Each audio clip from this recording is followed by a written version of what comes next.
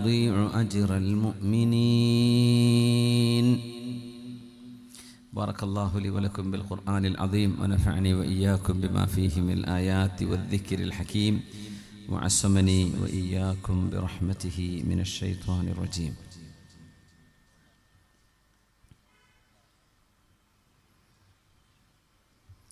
അഷ്റഫുൽ ഖൽഖ് സ്വല്ലല്ലാഹു അലൈഹി വസല്ലം തങ്ങളുടെ മേൽ ചൊല്ലിവരുന്ന ഇബ്രാഹിം മുത്താസി റഹ്മഹുള്ളയുടെ നിർദ്ദേശപ്രകാരം ലോകത്തിൻ്റെ എല്ലാ ദിക്കുകളിലും അഹ്ലുസുന്ന വൽ ജമാഅത്തിൻ്റെ അഹ്ലുകാർ ചൊല്ലിവരുന്ന സ്വലാത്താണ് അസ്വലാത്തുൻ നാരിയ. മഹാനായ പാണക്കാട് മർഹൂം ഹൈദർ അലി ശിഹാബ് തങ്ങൾ അവറുകൾ നമ്മുടെ രാജ്യത്ത് പടർന്നു പിടിച്ചുകൊണ്ടിരിക്കുന്ന അസ്വസ്ഥതയും അസ്വാസ്ഥ്യങ്ങളും കണ്ടപ്പോൾ നമ്മുടെ വീടുകളിലും നാടുകളിലും പതിവായി ചൊല്ലണം എന്ന് നിർദ്ദേശിച്ച് നമ്മൾ ആചരിച്ചു പോരുന്ന മജ്ലിസുന്നൂർ, മഹാനായ മർഹൂം പാണക്കാട് ഹൈദർ അലി ശിഹാബ് തങ്ങൾ അവറുകളുടെ 4ാം വഫാത്ത് ദിനം ഈ മാസത്തിലാണ്. അല്ലാഹു മഹാനവറുകളുടെ ഉഖ്റവിയായ ജീവിതം സന്തോഷത്തിലും സ്വർഗീയ ആരാമത്തിലും അവിടുത്തെ സഹോദരങ്ങളായ സയ്യിദ് ഉമർ അലി ശിഹാബ് തങ്ങൾ അവറുകൾ, അഭിനന്ദനായ സയ്യിദ് മുഹമ്മദ് അലി ശിഹാബ് തങ്ങൾ അവറുകൾ, അവരുടെ വന്യപിതാവ് പുക്കോയ് തങ്ങൾ അവറുകൾ, അങ്ങനെ സയ്യിദന്മാരും പണ്ഡിതന്മാരുമായി സാധാരണക്കാരും ദീനിൻ്റെ സേവകരുമായി മരണപ്പെട്ടു പോയ സഹോദര സഹോദരിമാർ, അവരുടെയൊക്കെ ഖബറിടങ്ങൾ അല്ലാഹു സ്വർഗ്ഗത്തോപ്പാക്കി കൊടുക്കട്ടെ. റജബ് അല്ലാഹു നമ്മിൽ നിന്ന് സ്വീകരിക്കുകയും ഷഅബാൻ അല്ലാഹു നമ്മെ അനുഗ്രഹിക്കുകയും വിശുദ്ധ റമദാനിലേക്ക് ഹൃദയ വിശുദ്ധിയോടുകൂടെ കടന്ന് ആ റമദാനിൻ്റെ പുണ്യവും ശുദ്ധിയും പരിശുദ്ധിയും കൈവരിക്കാൻ അല്ലാഹു നമുക്ക് അനുഗ്രഹം ചെയ്യട്ടെ. ആമീൻ യാ റബ്ബൽ ആലമീൻ. 13 വർഷങ്ങൾക്ക് മുമ്പ് മഹാനായ മർഹൂം വാവാട് കുഞ്ഞിക്കോയ ഉസ്താദ് അവറുകൾ ഒരു സൂര്യ തേജസ് പോലെ പ്രഭയാർന്ന ഈമാനിക വെളിച്ചം തുളുമ്പിയിരുന്ന സൗമ്യതയും അതോടൊപ്പം സൗന്ദര്യവും ഗാംഭീര്യവും ഒരുമിച്ചു ചേർന്ന ഒരു മഹാപണ്ഡിത പ്രതിഭ നമ്മുടെ തൊട്ടടുത്ത നാട്ടിൽ കൊടുവള്ളി വാവാട് ജീവിച്ചുപോയ ആയിരക്കണക്കിന് പ്രാർത്ഥന സദസ്സുകൾക്ക് നിരാലംബരായ പേടിയും രോഗവും പ്രശ്നങ്ങളും എല്ലാം പിരിഞ്ഞുമുറുക്കി എന്താണ് വഴിയെന്നറിയാതെ പകച്ചു നിൽക്കുന്ന സന്ദർഭങ്ങളിൽ ഓടിച്ചെല്ലാനുണ്ടായിരുന്ന ഒരു ഇടമായിരുന്നു ആ മഹാന്റെ വീടും അവിടുത്തെ പരിസരവും മസ്ജിദുമൊക്കെ. ഉസ്താദാണ് പന്തീർപ്പാടത്ത് ഇവിടുത്തെ SKSSFന്റെ പ്രിയപ്പെട്ട പ്രവർത്തകരോട് നാരിയത്ത് സ്വലാത്ത് 100 തവണ ചൊല്ലി അത് നിങ്ങൾ പതിവായി കൊണ്ടു നടക്കണമെന്ന് ഉസ്താദിൻ്റെ ഇജാസത്തോടുകൂടെ നടന്നു വരുന്ന ആ മജ്ലിസുൽ ദിക്റിൻ്റെ മജ്ലിസു സ്വലാത്തിൻ്റെ 13ാം വാർഷികമാണിവിടെ പന്തീർപ്പാടം ഇസ്ലാമിക് സെൻറ്റർ സംഘടിപ്പിക്കുന്നത്. കഴിഞ്ഞ ദിവസങ്ങളിൽ ഇവിടെ നടന്ന പരിപാടികൾ അള്ളാഹു സ്വീകരിക്കട്ടെ, ഇന്നത്തേതും അള്ളാഹു സ്വീകരിക്കട്ടെ. ഇതിൻ്റെ പിന്നിലൊക്കെ വലിയൊരു പ്രവർത്തകരുടെ വിയർപ്പ് ഉണ്ട് എന്ന് പറയാതെ വയ്യ. ഏതൊരു കാര്യവും അങ്ങനെയാണ്. സ്വാദിഖ് അലി ശിഹാബ് തങ്ങൾ അവറുകൾ കഴിഞ്ഞ ദിവസം പാണക്കാട് തങ്ങൾ അവറുകൾ ഒരു ഉദാഹരണം പറയുകയുണ്ടായി. ചോറ് വെന്ത് ആ ഭക്ഷണം നമ്മൾ തളികയിൽ നിന്ന് പ്ലേറ്റിലേക്കെടുത്ത് കഴിക്കാൻ നിൽക്കുമ്പോൾ ആ വെന്ത ചോറ് കാണുമ്പോൾ നമ്മൾ ഓർക്കണം അത് വേവാൻ ഒരുപാട് കരിക്കട്ടകൾ കരിഞ്ഞിട്ടുണ്ട് അതിൻ്റെ പിറകിലെന്ന്. അതൊരു വലിയ തിരിച്ചറിവാണ്.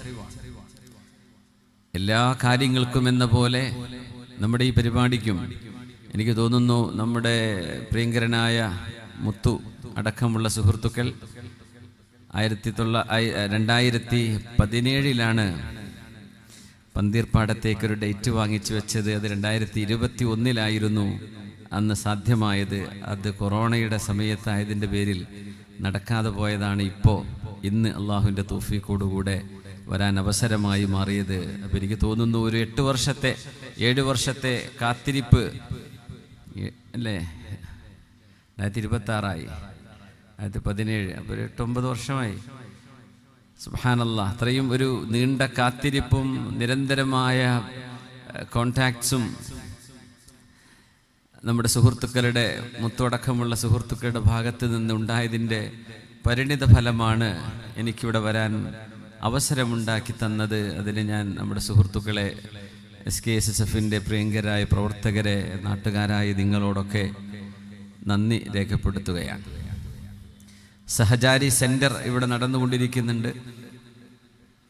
കേരളത്തിൽ ഇങ്ങോളമുള്ള 300-ലധികം വരുന്ന സഹചാരി സെൻറ്ററുകളിൽ പന്തീർപ്പാടത്തെ നമ്മുടെ ഇസ്ലാമിക് സെൻറ്റർ, അതിൻ്റെ കീഴിലുള്ള സഹചാരി വളരെ വ്യവസ്ഥാപിതമായി പ്രവർത്തിച്ചു കൊണ്ടിരിക്കുന്ന ഒരു സ്ഥാപനമാണ്. നമ്മുടെ ഈ പരിപാടിയിൽ നിന്ന് എന്തെങ്കിലും മിച്ചം വന്നാൽ പാവപ്പെട്ട രോഗികൾക്ക് കിടക്കാനുള്ള bed, oxygen cylinder, wheel chair, ഇങ്ങനെ തുടങ്ങി ആവശ്യമായ സാധനങ്ങൾ വാങ്ങിക്കാനാണ് നമ്മുടെ സംഘാടകർ വിചാരിക്കുന്നത്. അതുകൊണ്ട് ഈ സന്ദർഭത്തിൽ നമ്മുടെ എല്ലാ ജീവകാരുണ്യ പ്രവർത്തനങ്ങളെയും നമ്മുടെ ജീവിതത്തിൽ നിന്ന് കിട്ടുന്ന എന്തെങ്കിലും മിച്ചമുണ്ടെങ്കിൽ, അത് നമ്മുടെ സഹചാരി സെൻ്റർ ആവട്ടെ, കോഴിക്കോട് CH സെൻ്റർ ആവട്ടെ, തണൽ സെൻ്ററുകളുണ്ട്, പാലിയേറ്റീവ് കെയറുകളുണ്ട്, ഇതൊക്കെ പാവപ്പെട്ട രോഗികളെ പരിപാലിക്കുന്ന സംവിധാനങ്ങളാണ്. ഇതൊന്നും നമ്മുടെ പലിശക്ക് കിട്ടുന്ന അല്ലെങ്കിൽ പലിശയായി വരുന്ന ഏതെങ്കിലും ഇൻകം പോലും പൊതു കാര്യങ്ങൾക്ക് ഉപയോഗിക്കാൻ പറ്റുന്ന ഒരുപാട് ആളുകൾക്ക് ഉപകാരപ്പെടുന്ന സംവിധാനങ്ങളാണിതൊക്കെ.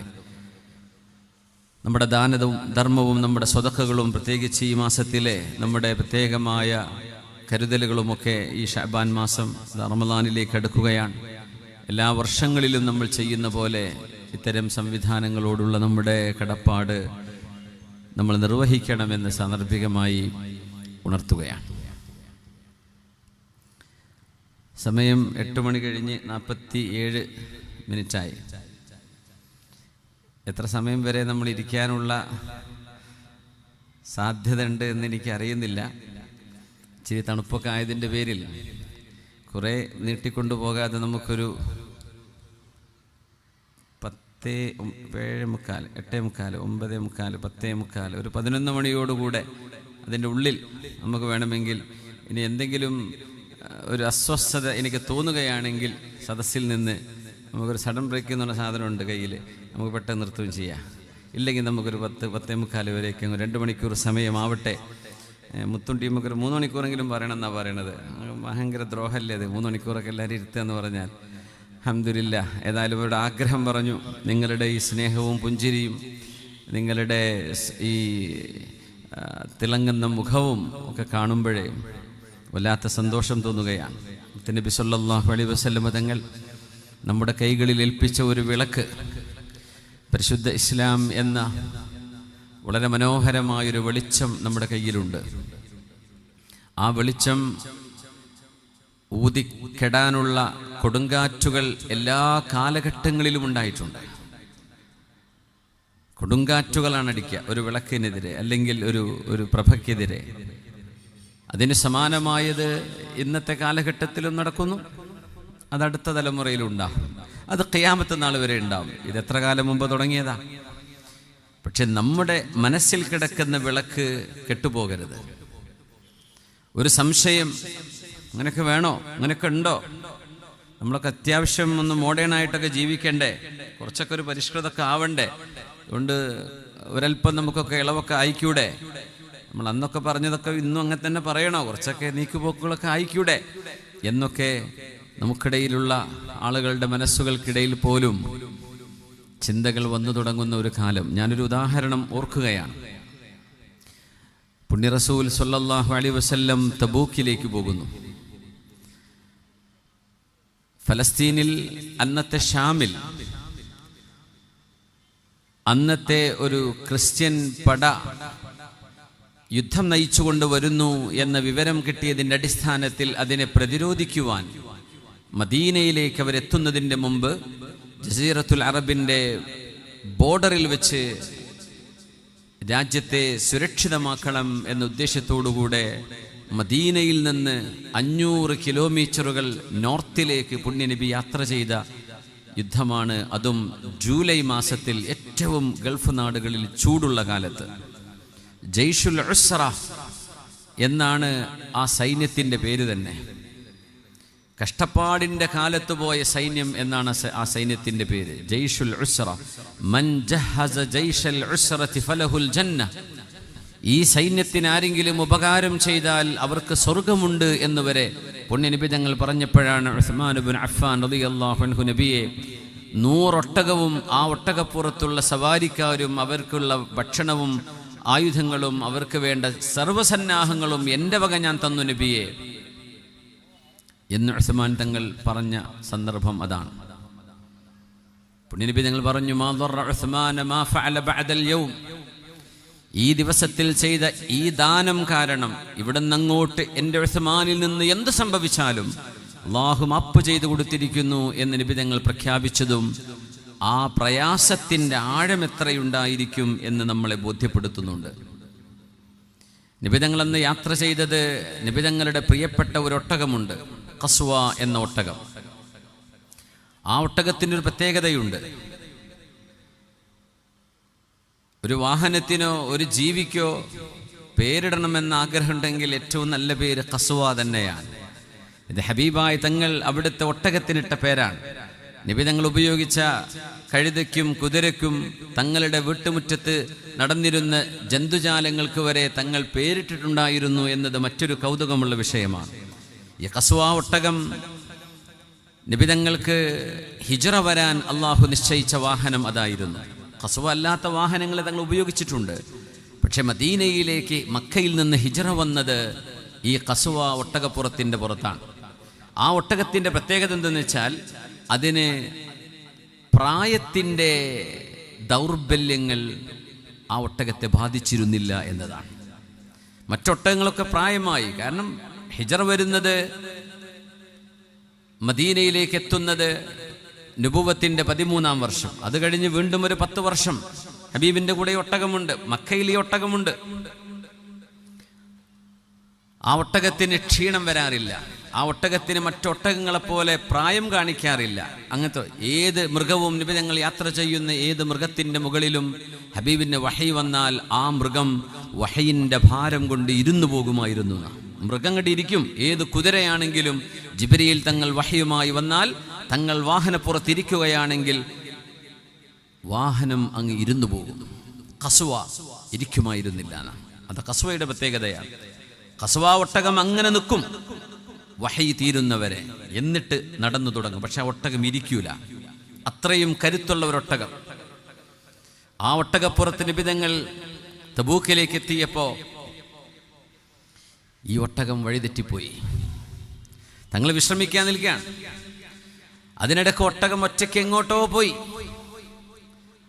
അപ്പോൾ ഹൃദയത്തിനുള്ളിൽ കപടവിശ്വാസമുള്ള ആളുകളുടെ തനിനിറം പുറത്തു വന്നു. ചില ആളുകൾ ചില ഡയലോഗ് പറഞ്ഞു. തങ്ങളുടെ ഒട്ടകം എവിടെ എന്നൊരു ചോദ്യമുണ്ടായി. ഖസ്വ എവിടെ പോയി? ഖസ്വയെ കാണാൻ കിട്ടുന്നില്ല. 1-2 ആളുകൾ പറഞ്ഞ ഡയലോഗ് ഇങ്ങനെയാണ്: ആകാശത്ത് നിന്ന് വഹി വരുന്നു എന്ന് പറയുന്ന ഈ പ്രവാചകൻ സ്വല്ലല്ലാഹു അലൈഹി വസല്ലം, ആകാശലോകത്ത് നിന്ന് നിസ്കാരം കൊണ്ട് സമ്മാനവും വാങ്ങിച്ച് ഇസ്രാവും മിഅ്റാജും ചെയ്തു പോന്നു എന്ന് പറയുന്ന ഈ പ്രവാചകർ ഈ തബൂക്കിൻ്റെ പരിസരങ്ങളിലുള്ള എവിടെയെങ്കിലും തെറ്റിപ്പോയ ഈ ഒട്ടകത്തെ ഫൈൻഡ് ഔട്ട് ചെയ്യാൻ ഈ പ്രവാചകന് പറ്റുന്നില്ലല്ലോ. അത് ഹബീബിൻ്റെ ചെവിയിലെത്തി സ്വല്ലല്ലാഹു അലൈഹി വസല്ലം. ആളുകൾ അങ്ങനെയാണ്, ഒരു ചെറിയ കുഴപ്പം കിട്ടാൻ അങ്ങനെ കാത്തിരിക്കുകയായിരിക്കും. അത് ജനങ്ങളുടെ സൈക്കോളജി അങ്ങനെയാണ്. അത് നാട്ടിലെ ഖത്തീബ് ഉസ്താദാണെങ്കിലും വയൽ പറഞ്ഞ ഉസ്താദാണെങ്കിലും നാട്ടിലെ ഖത്തീബ് മുദരിസ് ആണെങ്കിലും സദർ ഉസ്താദാണെങ്കിലും ഒരു കുഴപ്പം കിട്ടുമോ എന്നിങ്ങനെ നോക്കി നടക്കുന്ന ആൾക്കാരുണ്ട്. അത് കിട്ടിയ പിന്നെ അവരതങ്ങ് ഏറ്റെടുത്ത് പിന്നെ അവരങ്ങ് ആഘോഷിച്ചോളൂ. അതുവരെ ഇങ്ങനെ ഉണ്ടാണ്ടങ്ങ് നടക്കും. വലൈക്കും അസ്സലാം. ഒരു കുഴപ്പം കിട്ടിയാൽ ഇവരുടെ തനി സ്വഭാവം ശരിക്കും പുറത്തു വരും. തങ്ങളുടെ ഒട്ടകം എവിടെയാണെന്ന് പറഞ്ഞറിയിക്കാൻ തങ്ങൾക്ക് കഴിയില്ലെന്നോ, ഇതെന്ത് റസൂലാണ്, എന്ത് നബിയാണ്? അപ്പോഴാണ് ഹബീബായ നബി തങ്ങൾ പറയുന്നത്, എൻ്റെ പ്രിയപ്പെട്ട കസ്വ ഒരിക്കലും പിണങ്ങിപ്പോയതല്ല. എൻ്റെ കസ്വ ഇന്നാലിന്ന മുൾക്കൂട്ടങ്ങൾക്ക് ഇടയിൽ ചെന്ന് പെട്ടുപോയതാണ്. ആരെങ്കിലും ആ ഒരു മുൾക്കൂട്ടത്തിനടുത്തേക്ക് ചെന്ന് എൻ്റെ ഒട്ടകത്തെ ഒന്ന് കൊണ്ടുവരാൻ കഴിയുന്നവരുണ്ടെങ്കിൽ ഒന്ന് പോയി നോക്കണേ. തങ്ങൾ ആ മുൾക്കൂട്ടമുള്ള സ്ഥലത്തിൻ്റെ പേരും പറഞ്ഞു കൊടുത്തു. പോയി നോക്കുമ്പോൾ ഒട്ടകം അവിടെ ഉണ്ടായിരുന്നു. ആ ഒട്ടകത്തെയും പിടിച്ചു കൊണ്ടുവന്നു സ്വഹാബിമാർ റിദ്വാനുല്ലാഹി അലൈഹിം അജ്മഈൻ. നോക്കണം, വഹീന്റെ വെളിച്ചം അള്ളാഹു ഹബീബിന് കൊടുത്തു. പക്ഷെ ഇടയ്ക്ക് ഇങ്ങനെ തോന്നുകയാണ്, അത് നബി തങ്ങൾക്ക് അങ്ങനെ വല്ല കഴിവൊന്നും ഇല്ലേ എന്ന് തോന്നുന്ന ഒരു സാഹചര്യം കിട്ടിയപ്പോഴേക്കും ഖൽബിനുള്ളിൽ കിടക്കുന്ന നിഫാഖ്, കപടവിശ്വാസം പുറത്തു വന്നു. ഇതൊരു ഡേഞ്ചറാണ്. നമ്മളൊരു വഴിയിലേക്ക് പ്രവേശിച്ചു കഴിഞ്ഞാൽ ആ വഴിയിൽ വരുന്ന എന്ത് പ്രയാസവും എന്ത് പ്രതിസന്ധിയും തരണം ചെയ്യാൻ കരുത്തുറ്റ ഒരു വിശ്വാസം, ഒരു ഈമാൻ ഇന്നത്തെ കാലഘട്ടത്തിൽ നമുക്ക് വേണം. അള്ളാഹു നമുക്കതുകൊണ്ട് അനുഗ്രഹിക്കട്ടെ. وَمِنَ النَّاسِ مَن يَتَّخِذُ مِن دُونِ اللَّهِ أَندَادًا يُحِبُّونَهُمْ كَحُبِّ اللَّهِ وَالَّذِينَ آمَنُوا أَشَدُّ حُبًّا لِلَّهِ. സൂറത്തുൽ ബഖറയാണത്. വമിനന്നാസ്, ജനങ്ങളിൽ ഒരു വിഭാഗം ആളുകളെ നിങ്ങൾക്ക് കാണാൻ കഴിയും. യത്തഖിദൂന മിൻ ദൂനില്ലാഹി അൻദാദാ, പടച്ചവനെയൊക്കെ 5 നേരത്തെ നിസ്കാരത്തിനും പള്ളിക്കും റമളാനിനൊക്കെ ഉണ്ട് ചുരുക്കിയിട്ട് ബാക്കി മുഴുവൻ സമയവും പടച്ചവനോട് കാണിക്കുന്ന വിധേയത്വം പോലെ, സ്നേഹം പോലെ മറ്റുള്ള ആളുകളെ പടച്ചവന് കൊടുക്കേണ്ട ആദരവും ബഹുമാനവും ഒന്നുകിൽ സ്വന്തം ശരീരത്തിന്, അല്ലെങ്കിൽ ഫുട്ബോളിന്, അല്ലെങ്കിൽ മ്യൂസിക്കിന്, അല്ലെങ്കിൽ സിനിമയ്ക്ക്, അല്ലെങ്കിൽ കലകൾക്ക്, അല്ലെങ്കിൽ ഏതെങ്കിലും കൂട്ടായ്മക്ക്, ഏതെങ്കിലും സംഘടനകൾക്ക്, ചില ചിന്തകൾക്ക്, പൈസയ്ക്ക്, ബിസിനസ്സിന്, പെണ്ണിന്, മദ്യത്തിന്, ലഹരിക്ക് എന്തെന്നില്ലാത്ത ആഗ്രഹം, എന്തെന്നില്ലാത്ത ആഗ്രഹം. ചില ആളുകൾ അങ്ങനെയാണ്. 6 മാസം ലഹരിക്ക് ചികിത്സ നടത്തിയിട്ട് 6 മാസത്തെ ചികിത്സ കഴിഞ്ഞ് ഹോസ്പിറ്റലിൽ നിന്ന് കൊണ്ടുവരിക. ഇന്ന് രാവിലെ ഞാൻ ഒരാളെ പരിചയപ്പെട്ടപ്പോൾ അദ്ദേഹത്തിൻ്റെ കുടുംബത്തിലുള്ള ഒരു മനുഷ്യൻ്റെ കഥ പറഞ്ഞതാണ്. അയാൾ മരിച്ചു, അള്ളാഹു പുറത്തു കൊടുക്കട്ടെ. 6 മാസം കള്ളുകുടിക്ക് അടിമയായിട്ട് 6 മാസത്തെ ചികിത്സ. നമ്മുടെ തൊട്ടടുത്ത തിരൂരിലും മറ്റു പരിസരങ്ങളിലൊക്കെ അത്തരം ഹോസ്പിറ്റലുകളുണ്ട്. 6 മാസം കഴിഞ്ഞ് കൊണ്ടുവന്ന് ഒക്കെ നന്നായിട്ടുണ്ടാവുമെന്ന് വിചാരിച്ച് അതുവരെ കള്ളുകുടിയും അടിയും പിടിയൊക്കെ ആക്കിയപ്പോൾ സഹികെട്ടപ്പോൾ വീട്ടുകാരും നാട്ടുകാരൊക്കെ കൂടിയിട്ട് ചികിത്സക്ക് കൊണ്ടുപോയതാ. നാട്ടിലെത്തിയാൻ പറഞ്ഞു 6 മാസം കഴിഞ്ഞ് വരികയാണേ. അപേക്ഷിച്ച മുസല്ലൊക്കെ വാങ്ങിയിട്ട് നിസ്കാരം തുടങ്ങി നല്ല കുട്ടിയാകാൻ പോവുകയാണ്. പറഞ്ഞു, അല്ല നിങ്ങളൊക്കെ പെരക്ക് പോയിക്കോ, വീട്ടിലേക്ക് സാധനമൊക്കെ വേണ്ടേ, ഞാൻ സാധനം വാങ്ങിച്ചിട്ട് വരാമെന്ന്. നിങ്ങളൊക്കെ പോയിക്കോളി, ഇറങ്ങിക്കോളി. നമുക്ക് അങ്ങാടിയിൽ ഇറങ്ങി. അപ്പം എല്ലാവരും സമാധാനിച്ച് പഠിച്ചോനെ. പിന്നെ വന്നത് 4 കാലും വല. ആ മനുഷ്യൻ പിന്നെ ആത്മഹത്യ ചെയ്തു. അള്ളാഹു പുറത്തു കൊടുക്കട്ടെ. ആലോചിച്ച് നോക്കൂ, ചില വസ്തുക്കളോടുള്ള ഹുബ്ബ് കൽബിലേക്ക് കയറി കഴിഞ്ഞാൽ പിന്നെ ഇറങ്ങിക്കിട്ടുക പ്രയാസമാണ്. ومن الناس من يتخذ من دون الله أندادا നമുക്ക് ജന്മം നൽകുകയും ഉമ്മയുടെ ഉദരത്തിലായി നമ്മളെ വളർത്തിക്കൊണ്ടുവരികയും ശ്വസിക്കാനും തിന്നാനും കുടിക്കാനും ജീവിക്കാനുമുള്ള സാഹചര്യങ്ങൾ നമ്മളറിയാതെ നമ്മൾ വിചാരിക്കും ഇതൊക്കെ ഉണ്ടായി വന്നതാണ്. അല്ലല്ല, ഇതെല്ലാം നിങ്ങൾക്ക് വേണ്ടി സംവിധാനിച്ചു വെച്ച ഒരു റബ്ബുണ്ട്. അള്ളാഹു എന്ന പരിപാലകനുണ്ട്. അള്ളാഹു റബ്ബാണ്. പരിപാലിച്ചു കൈപിടിച്ചിങ്ങനെ വളർത്തിക്കൊണ്ടുവരുന്നവനെ പോലെ. റബ്ബ യുറബ്ബി എന്ന് പറഞ്ഞാൽ, റബ്ബ യുറബ്ബി എന്ന് പറഞ്ഞാൽ പരിപാലിക്കാനാ. ഒറ്റയ്ക്ക് മുണ്ടെടുക്കാൻ കഴിയാഞ്ഞിരുന്ന കുട്ടിക്ക് ആ ഉമ്മയാണ് വസ്ത്രമിട്ട് കൊടുക്കുന്നത്. ഒറ്റയ്ക്ക് തിന്നാൻ പറ്റാത്ത കുഞ്ഞിൻ്റെ വായിലേക്ക് സ്പൂണ് കൊണ്ട് അരച്ചിട്ടും അരക്കാതെയും കുഞ്ഞ് ടേസ്റ്റുള്ള ഭക്ഷണം ആ ഉമ്മയോ വാപ്പയോ വീട്ടുകാരോ വെച്ചു കൊടുക്കുകയാണ് കുഞ്ഞിൻ്റെ വായിലേക്ക്. ഇതാണ് തർബിയത്ത്. ആ കുട്ടിക്ക് പോലും അറിയില്ല എന്നെ ആരാണിത് ചെയ്യുന്നത്, എന്നെ ആരാണ് സഹായിക്കുന്നത്, അവരുടെ പേരെന്താ, നാടെന്താ ഒന്നും അറിഞ്ഞോളുന്നില്ല. ചെറിയ പ്രായമാണ്. ആരാണ് എന്നെ ഭക്ഷണം തന്നും ഉറക്കം വന്ന് കരയുമ്പോഴേക്കും താങ്ങിയെടുത്ത് കൈകളിലെടുത്ത് ഇങ്ങനെ റൂമിലൂടെ നടന്ന് നടന്ന് നടന്ന് ഉറക്കം വരുന്നവരെ ആ കുഞ്ഞിനെയും കൈപിടിച്ച് കൈ കടഞ്ഞ് തോളിലിട്ട് തോള് വേദനിച്ച് ആ കുഞ്ഞിനെ തൊട്ടിൽ കൊണ്ടുപോയി കിടത്തുമ്പോഴും കുഞ്ഞറിഞ്ഞില്ല ആരാണ് എന്നെ ഈ ഉറക്കി കിടത്തുന്നത് എന്ന്. അല്ലാഹു റബ്ബുൽ ഇസ്സത്തിനെ അല്ലാഹു പരിചയപ്പെടുത്തിയത് അങ്ങനെയാണ്. അള്ളാഹുവിനെ പരിചയപ്പെടുത്തിയ ആദ്യത്തെ വാക്കെന്താണെന്നറിയോ? റബ്ബ്. ഞാൻ നിങ്ങളെ പരിപാലിച്ചവനാ, നിങ്ങൾക്കറിയില്ലായിരുന്നു അത്. നിങ്ങൾ വിചാരിച്ചു അതൊക്കെ ജനിക്കുമ്പോൾ ഇതൊക്കെ ഇവിടെ ഉണ്ടാവുമല്ലോ. അല്ല. ഇഖ്റഅ ബിസ്മി റബ്ബിക്കല്ലദീ ഖലഖ്. അള്ളാഹുവിന്റെ പേര് പോലും അവിടെ പറഞ്ഞിട്ടില്ല. അപ്പോൾ ഇഖ്റഅ ബിസ്മി റബ്ബിക്കല്ലദീ ഖലഖ്. നബിയേ, ആരാണോ ഇവിടെ സൃഷ്ടിപ്പ് നടത്തിയത് ആ പരിപാലകന്റെ നാമത്തിൽ അങ്ങ് വായിക്കണം. അതാരാ നിങ്ങൾ കണ്ടുപിടിച്ചോ, അന്വേഷിച്ചോളൂ. ആരാണ് ഇതൊക്കെ ഉണ്ടാക്കിയത്? ഇത് വെറുതെ ഉണ്ടാവോ? ഉണ്ടാവൂല.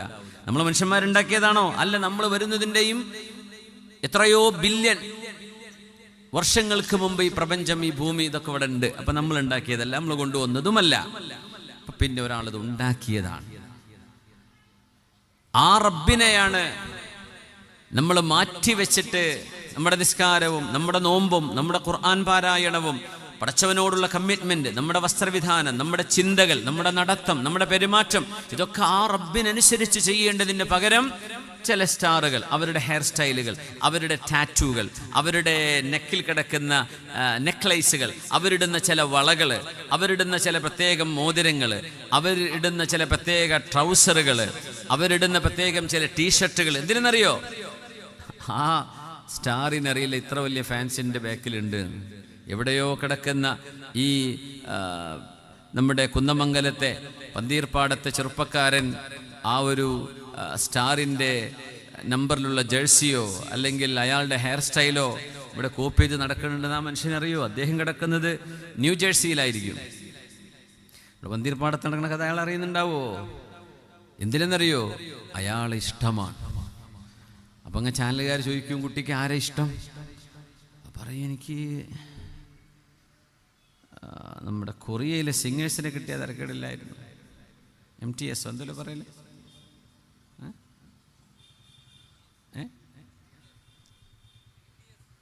PTS. ആ കുട്ടികളെ കണ്ട പോലെ കൂടെ സെൽഫി എടുക്കാൻ പൂതിയുണ്ട്.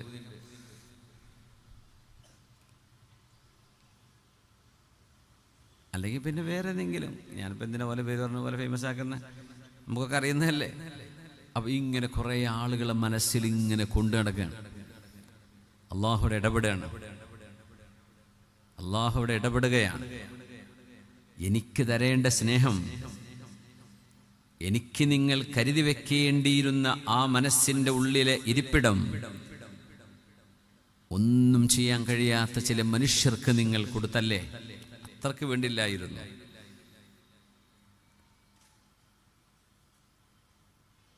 അപ്പൊ ഈ കൊറിയൻ പാട്ടുപാടുന്ന ഈ കുട്ടികളോടുള്ള സ്നേഹം കൊണ്ട് കുറേ കൊറിയൻ സീരിയലുകൾ നമ്മുടെ നാട്ടിലൊക്കെ കാണാൻ തുടങ്ങിയിട്ടുണ്ട്. ഞാൻ വിചാരിച്ചതൊക്കെ പഠിച്ചിട്ട് സൗത്ത് കൊറിയയിലോ ഒക്കെ പോയിട്ട് വല്ല ഡിഗ്രി എടുക്കാനുള്ള പരിപാടിയായിരിക്കും, ഭാഷ പഠിക്കാൻ. വെറുതെ ഒന്നും തിരിയില്ല, എന്നാലും കണ്ടിരിക്കാൻ. കുറച്ച് കഴിഞ്ഞാൽ തിരിയല്ലോ. അപ്പോൾ തിരിയാൻ തുടങ്ങും. പിന്നെ അങ്ങനെ അഡിക്ഷൻ കൂടി കൂടി കൂടി കൂടി കൂടി കൂടി വന്ന് മുഴുവൻ സമയവും മനസ്സിൻ്റെ ഉള്ളിലേക്ക് ഇത്. അപ്പം നിസ്കാരത്തിൻ്റെ നേരം അത് കഴിയിട്ടപ്പം ആയിട്ട് കൊടുത്തിട്ടല്ലേ ഉള്ളൂ. അപ്പോൾ സുബൈ വരെ സമയമുണ്ടല്ലോ, ഇങ്ങനെ ഇരുന്ന് മണിക്കൂറുകളോളം കഴിഞ്ഞ് ഒന്നുമില്ലാണ്ട് കിടന്നുറങ്ങിപ്പോവാം. അള്ളാഹു പറയാണ്, വമിനന്നാസ്, ഞാൻ പടച്ച് ജീവിതം കൊടുത്ത എൻ്റെ സൃഷ്ടികളായ മനുഷ്യരിൽ ഒരു വിഭാഗം, മയ്യത്തഖിദു മിൻ ദൂനില്ലാഹി അൻദാദ, അള്ളാഹുവിനെ മാറ്റിവെച്ച് മറ്റു പലരെയും ആരാധ്യനെ പോലെ കാണുന്ന പലരും മനുഷ്യരിലുണ്ട്. യുഹിബ്ബൂനഹും കഹുബ്ബില്ലാഹ്, പടച്ചവനെ സ്നേഹിക്കേണ്ട പോലെ ഇവരെയൊക്കെ ഇവർ സ്നേഹിക്കുകയാണ്, ഈ വസ്തുക്കളെ അവർ ഇഷ്ടപ്പെടുകയാണ്. ഇവിടെ അള്ളാഹു ഒരു കാര്യം പറഞ്ഞതിൻ്റെ താഴെ, അതാണ് ഏറ്റവും മനോഹരം, വല്ലദീന ആമനൂ അശദ്ദു ഹുബ്ബൻ ലില്ലാഹ്, എന്നാൽ സത്യവിശ്വാസികൾ അള്ളാഹുവിനെ ഏറ്റവും അധികം സ്നേഹിക്കുന്നവരാണ്.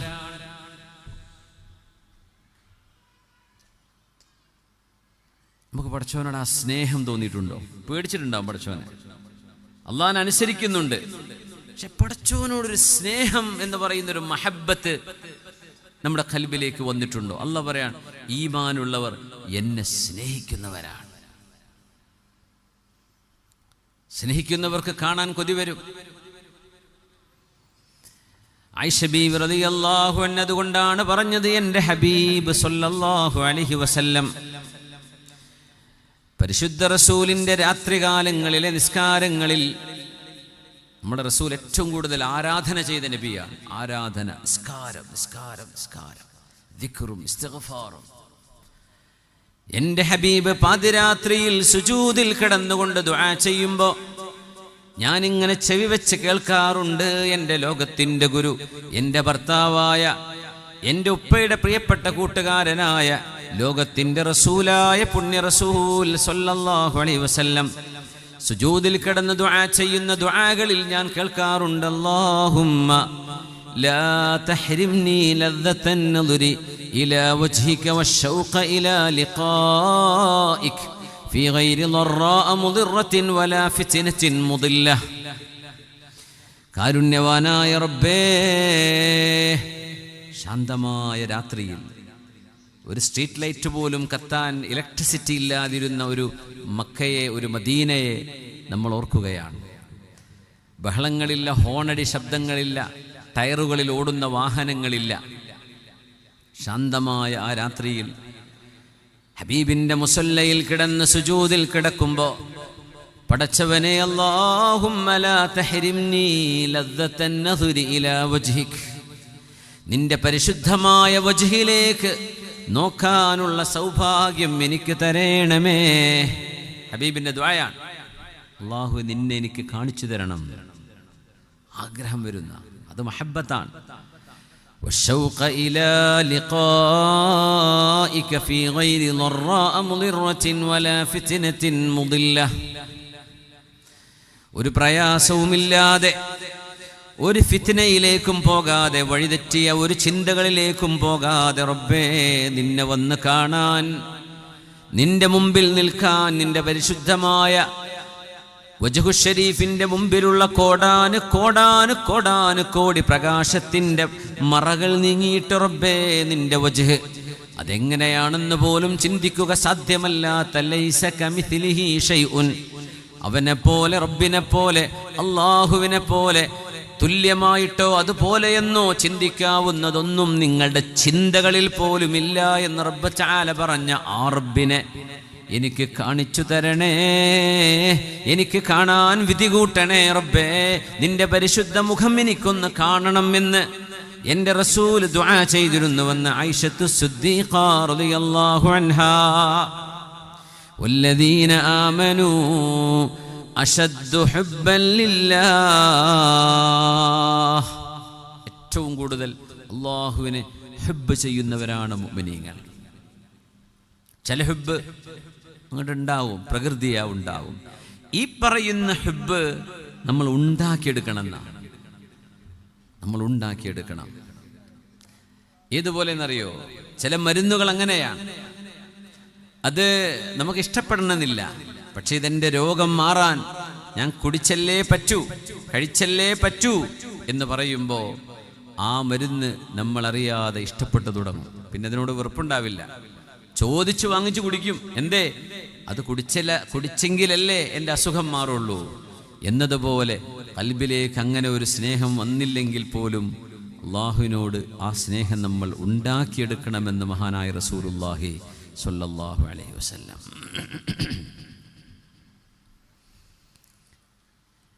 അതുകൊണ്ടാണ് ലാ ഇലാഹ ഇല്ലല്ലാഹ് മുഹമ്മദുർ റസൂലുള്ളാഹ് ഈ കലിമത്തു ഷഹാദ നാവുകൊണ്ട് ചൊല്ലിയാൽ തീരുന്നിടത്തല്ല ഈമാൻ കിടക്കുന്നത്. ഈമാൻ പൂർത്തിയാവണമെങ്കിൽ ആ ഷഹാദയോട് ലാ ഇലാഹ ഇല്ലല്ലാഹ് എന്ന ഭാഗത്തോടും മുഹമ്മദുർ റസൂലുള്ളാഹ് എന്ന ഭാഗത്തോടും ചില ദൗത്യങ്ങൾ നമുക്ക് നിർവഹിക്കാനുണ്ട്, ചില കടപ്പാടുകളുണ്ട്. അതുകൊണ്ടാണ് പുണ്യ റസൂൽ സല്ലല്ലാഹു അലൈഹി വസല്ലം തങ്ങള് ഇതൊക്കെ പറയുമ്പോഴും മനുഷ്യൻ എന്ന് പറയുന്ന മനുഷ്യൻ എന്ന ഹ്യൂമൻ ബീയിങ് 3 തലങ്ങളിലാണ് നമ്മൾ നിൽക്കുന്നത്. ഒന്ന് നമ്മുടെ ബോഡി, അത് കഴിഞ്ഞാൽ നമ്മുടെ വികാരം ആതിഫ, സ്നേഹം, ദുഃഖം, സങ്കടം, സന്തോഷം എന്ന് പറയുന്ന മനുഷ്യന്റെ വിചാരങ്ങൾ, അത് കഴിഞ്ഞാൽ മനുഷ്യന്റെ അഖല്, മനുഷ്യന്റെ ബുദ്ധി. ഈ 3 തലങ്ങളിലാണ് നമ്മുടെ ജീവിതം കിടക്കുന്നത്. എങ്ങനെ? നമ്മുടെ ശരീരം, ഈ ശരീരത്തിന് അല്ലാഹു തആല ആതിഫത്ത് നൽകിയിട്ടുണ്ടെന്ന സ്നേഹിക്കാനുള്ള കഴിവ്, വെറുക്കാനും പറ്റും, ഇഷ്ടപ്പെടാൻ പറ്റും, അനിഷ്ടം കാണിക്കാൻ പറ്റും. അത് കഴിഞ്ഞാൽ പിന്നെ വരുന്നതാണ് ബുദ്ധി, അഖല്.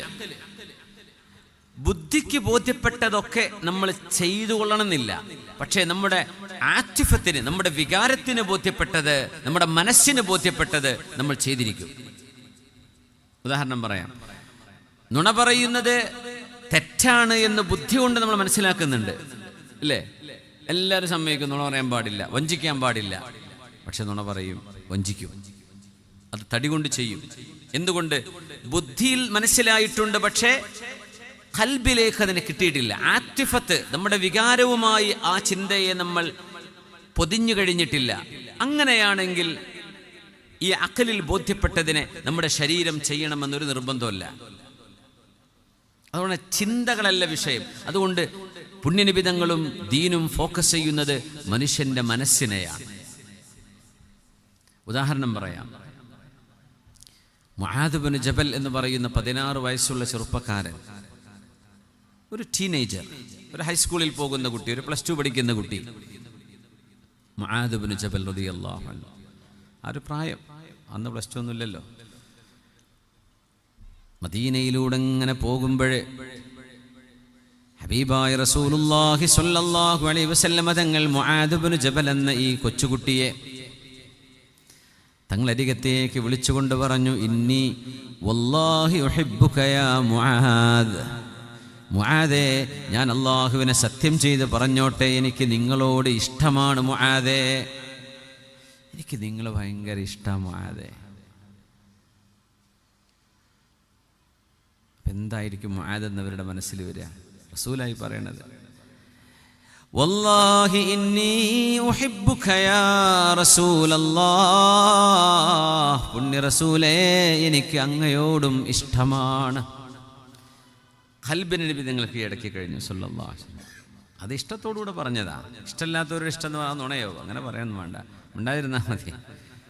ഇഷ്ടമല്ല, അവന് വെറുതെ ഇഷ്ടമെന്നൊക്കെ പറഞ്ഞിട്ട് കളവ് പറഞ്ഞിട്ട് അങ്ങനെ ചെയ്യണ്ട, ചെയ്യാൻ പാടില്ല. ഇഷ്ടമല്ലെങ്കിലും വെറുക്കേണ്ട ആവശ്യമില്ലല്ലോ. ചില ആൾക്കാർക്ക് ഇഷ്ടമല്ല എന്ന് പറഞ്ഞാൽ പിന്നെ വെറുക്കണമെന്ന് ലാസിമാന്നാ വിചാരം. അങ്ങനെയല്ല, ഇഷ്ടമല്ല എന്ന് പറഞ്ഞാൽ അവിടെ നിന്നോട്ടെ, അത് കഴിഞ്ഞിട്ട് പിന്നെ താഴത്തേക്ക് ഇറങ്ങുമ്പോഴാണ് വെറുക്കുന്നത്.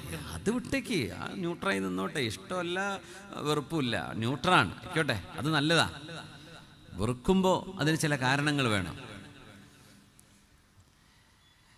ഇന്നി ഉഹിബ്ബുക യാ മുആദ്, മുആദേ, എനിക്ക് നിങ്ങളെ ഇഷ്ടമാണ്, അതുകൊണ്ട് ഞാൻ നിങ്ങളോട് പറയട്ടെ, ഫലാ തദഅന്ന അൻ തഖൂല ദുബറ കുല്ലി സ്വലാഹ്, എല്ലാ നിസ്കാരം കഴിയുമ്പോഴും നിങ്ങൾ ചൊല്ലണേ, അല്ലാഹുമ്മ അഇന്നി അലാ ദിക്രിക വശുക്രിക വഹുസ്നി ഇബാദതിക്. ഒരു ദിക്ർ പഠിപ്പിച്ചു കൊടുത്തു പുണ്യ റസൂൽ സ്വല്ലല്ലാഹു അലൈഹി വസല്ലം. പറഞ്ഞത് എങ്ങനെയെന്നറിയോ? ഇത് ചൊല്ലിയില്ലെങ്കിൽ കാണിച്ച്, അങ്ങനെയല്ല, മുആദേ എനിക്ക് നിങ്ങളോട് ഇഷ്ടമാണ് കേട്ടോ, ഇഷ്ടം കൊണ്ട് ഞാനൊരു കാര്യം പറഞ്ഞു തരട്ടെ, ഇത് ചൊല്ലാൻ മറക്കരുത് കേട്ടോ. മുആദ് എന്നൊരു പറയാം, മരിക്കുന്നവരെ ഞാനത് കളയില്ല. 34 വയസ്സിൽ മഹാൻ മരിച്ചു, വഫാത്തായി. റളിയല്ലാഹു അൻഹു 34 വയസ്സുള്ളപ്പോൾ വഫാത്തായ സ്വഹാബിയാണ്, വലിയ ആലിമായിരുന്നു. സ്വഹാബികളിലെ ഏറ്റവും വലിയ ആലിം ആരാന്ന് ചോദിച്ചാൽ ഈ സ്വഹാബിയാണ്, മുആദ് ഇബ്നു ജബൽ റളിയല്ലാഹു അൻഹു ആണ് സ്വഹാബികളിലെ വലിയ ആലിം. സയ്യിദുൽ ഉലമാഇ വസാബിഖുഹും ഇലൽ ജന്നത്തി ബിറത്വത്തി ഹജരിൻ എന്നാണ് ആ സ്വഹാബിയെ പറ്റി അറിയപ്പെടുക. തങ്ങള് ഖൽബിലേക്കാണ് നോക്കിയത് സല്ലല്ലാഹു അലൈഹി വസല്ലം. ജരീർ ഇബ്നു അബ്ദുല്ലാഹിൽ ബജലി റളിയല്ലാഹു അൻഹു എന്ന് പറയുന്ന യൂസുഫ് സ്വഹാബ, സ്വഹാബികളിൽ ഒരു യൂസുഫ് നബി എന്ന് പറയാൻ മാത്രമുള്ള സൗന്ദര്യമുള്ള ഒരു സ്വഹാബി ഉണ്ടെങ്കിൽ അതിലൊരാളാണ് മഹാനായ ജരീർ ഇബ്നു അബ്ദുല്ലാഹിൽ ബജലി റളിയല്ലാഹു അൻഹു. വേറെയും സുമുഖന്മാരായ സ്വഹാബിമാരുണ്ട്. ഫളൽ ഇബ്നു അബ്ബാസ് റളിയല്ലാഹു അൻഹു, ഖുസം ഇബ്നു അബ്ബാസ് റളിയല്ലാഹു അൻഹു, ജഅഫർ ഇബ്നു അബീ ത്വാലിബ് റളിയല്ലാഹു അൻഹു. ഇവരൊക്കെ അതിസുന്ദരന്മാരാണ്. ദഹിയത്തുൽ കൽബി റളിയല്ലാഹു അൻഹു സുന്ദരന്മാരായ സ്വഹാബിമാരാ. പക്ഷെ അത് വലിയ സുന്ദരനായിരുന്നു ജരീർ ഇബ്നു അബ്ദുല്ലാഹി റളിയല്ലാഹു അൻഹു.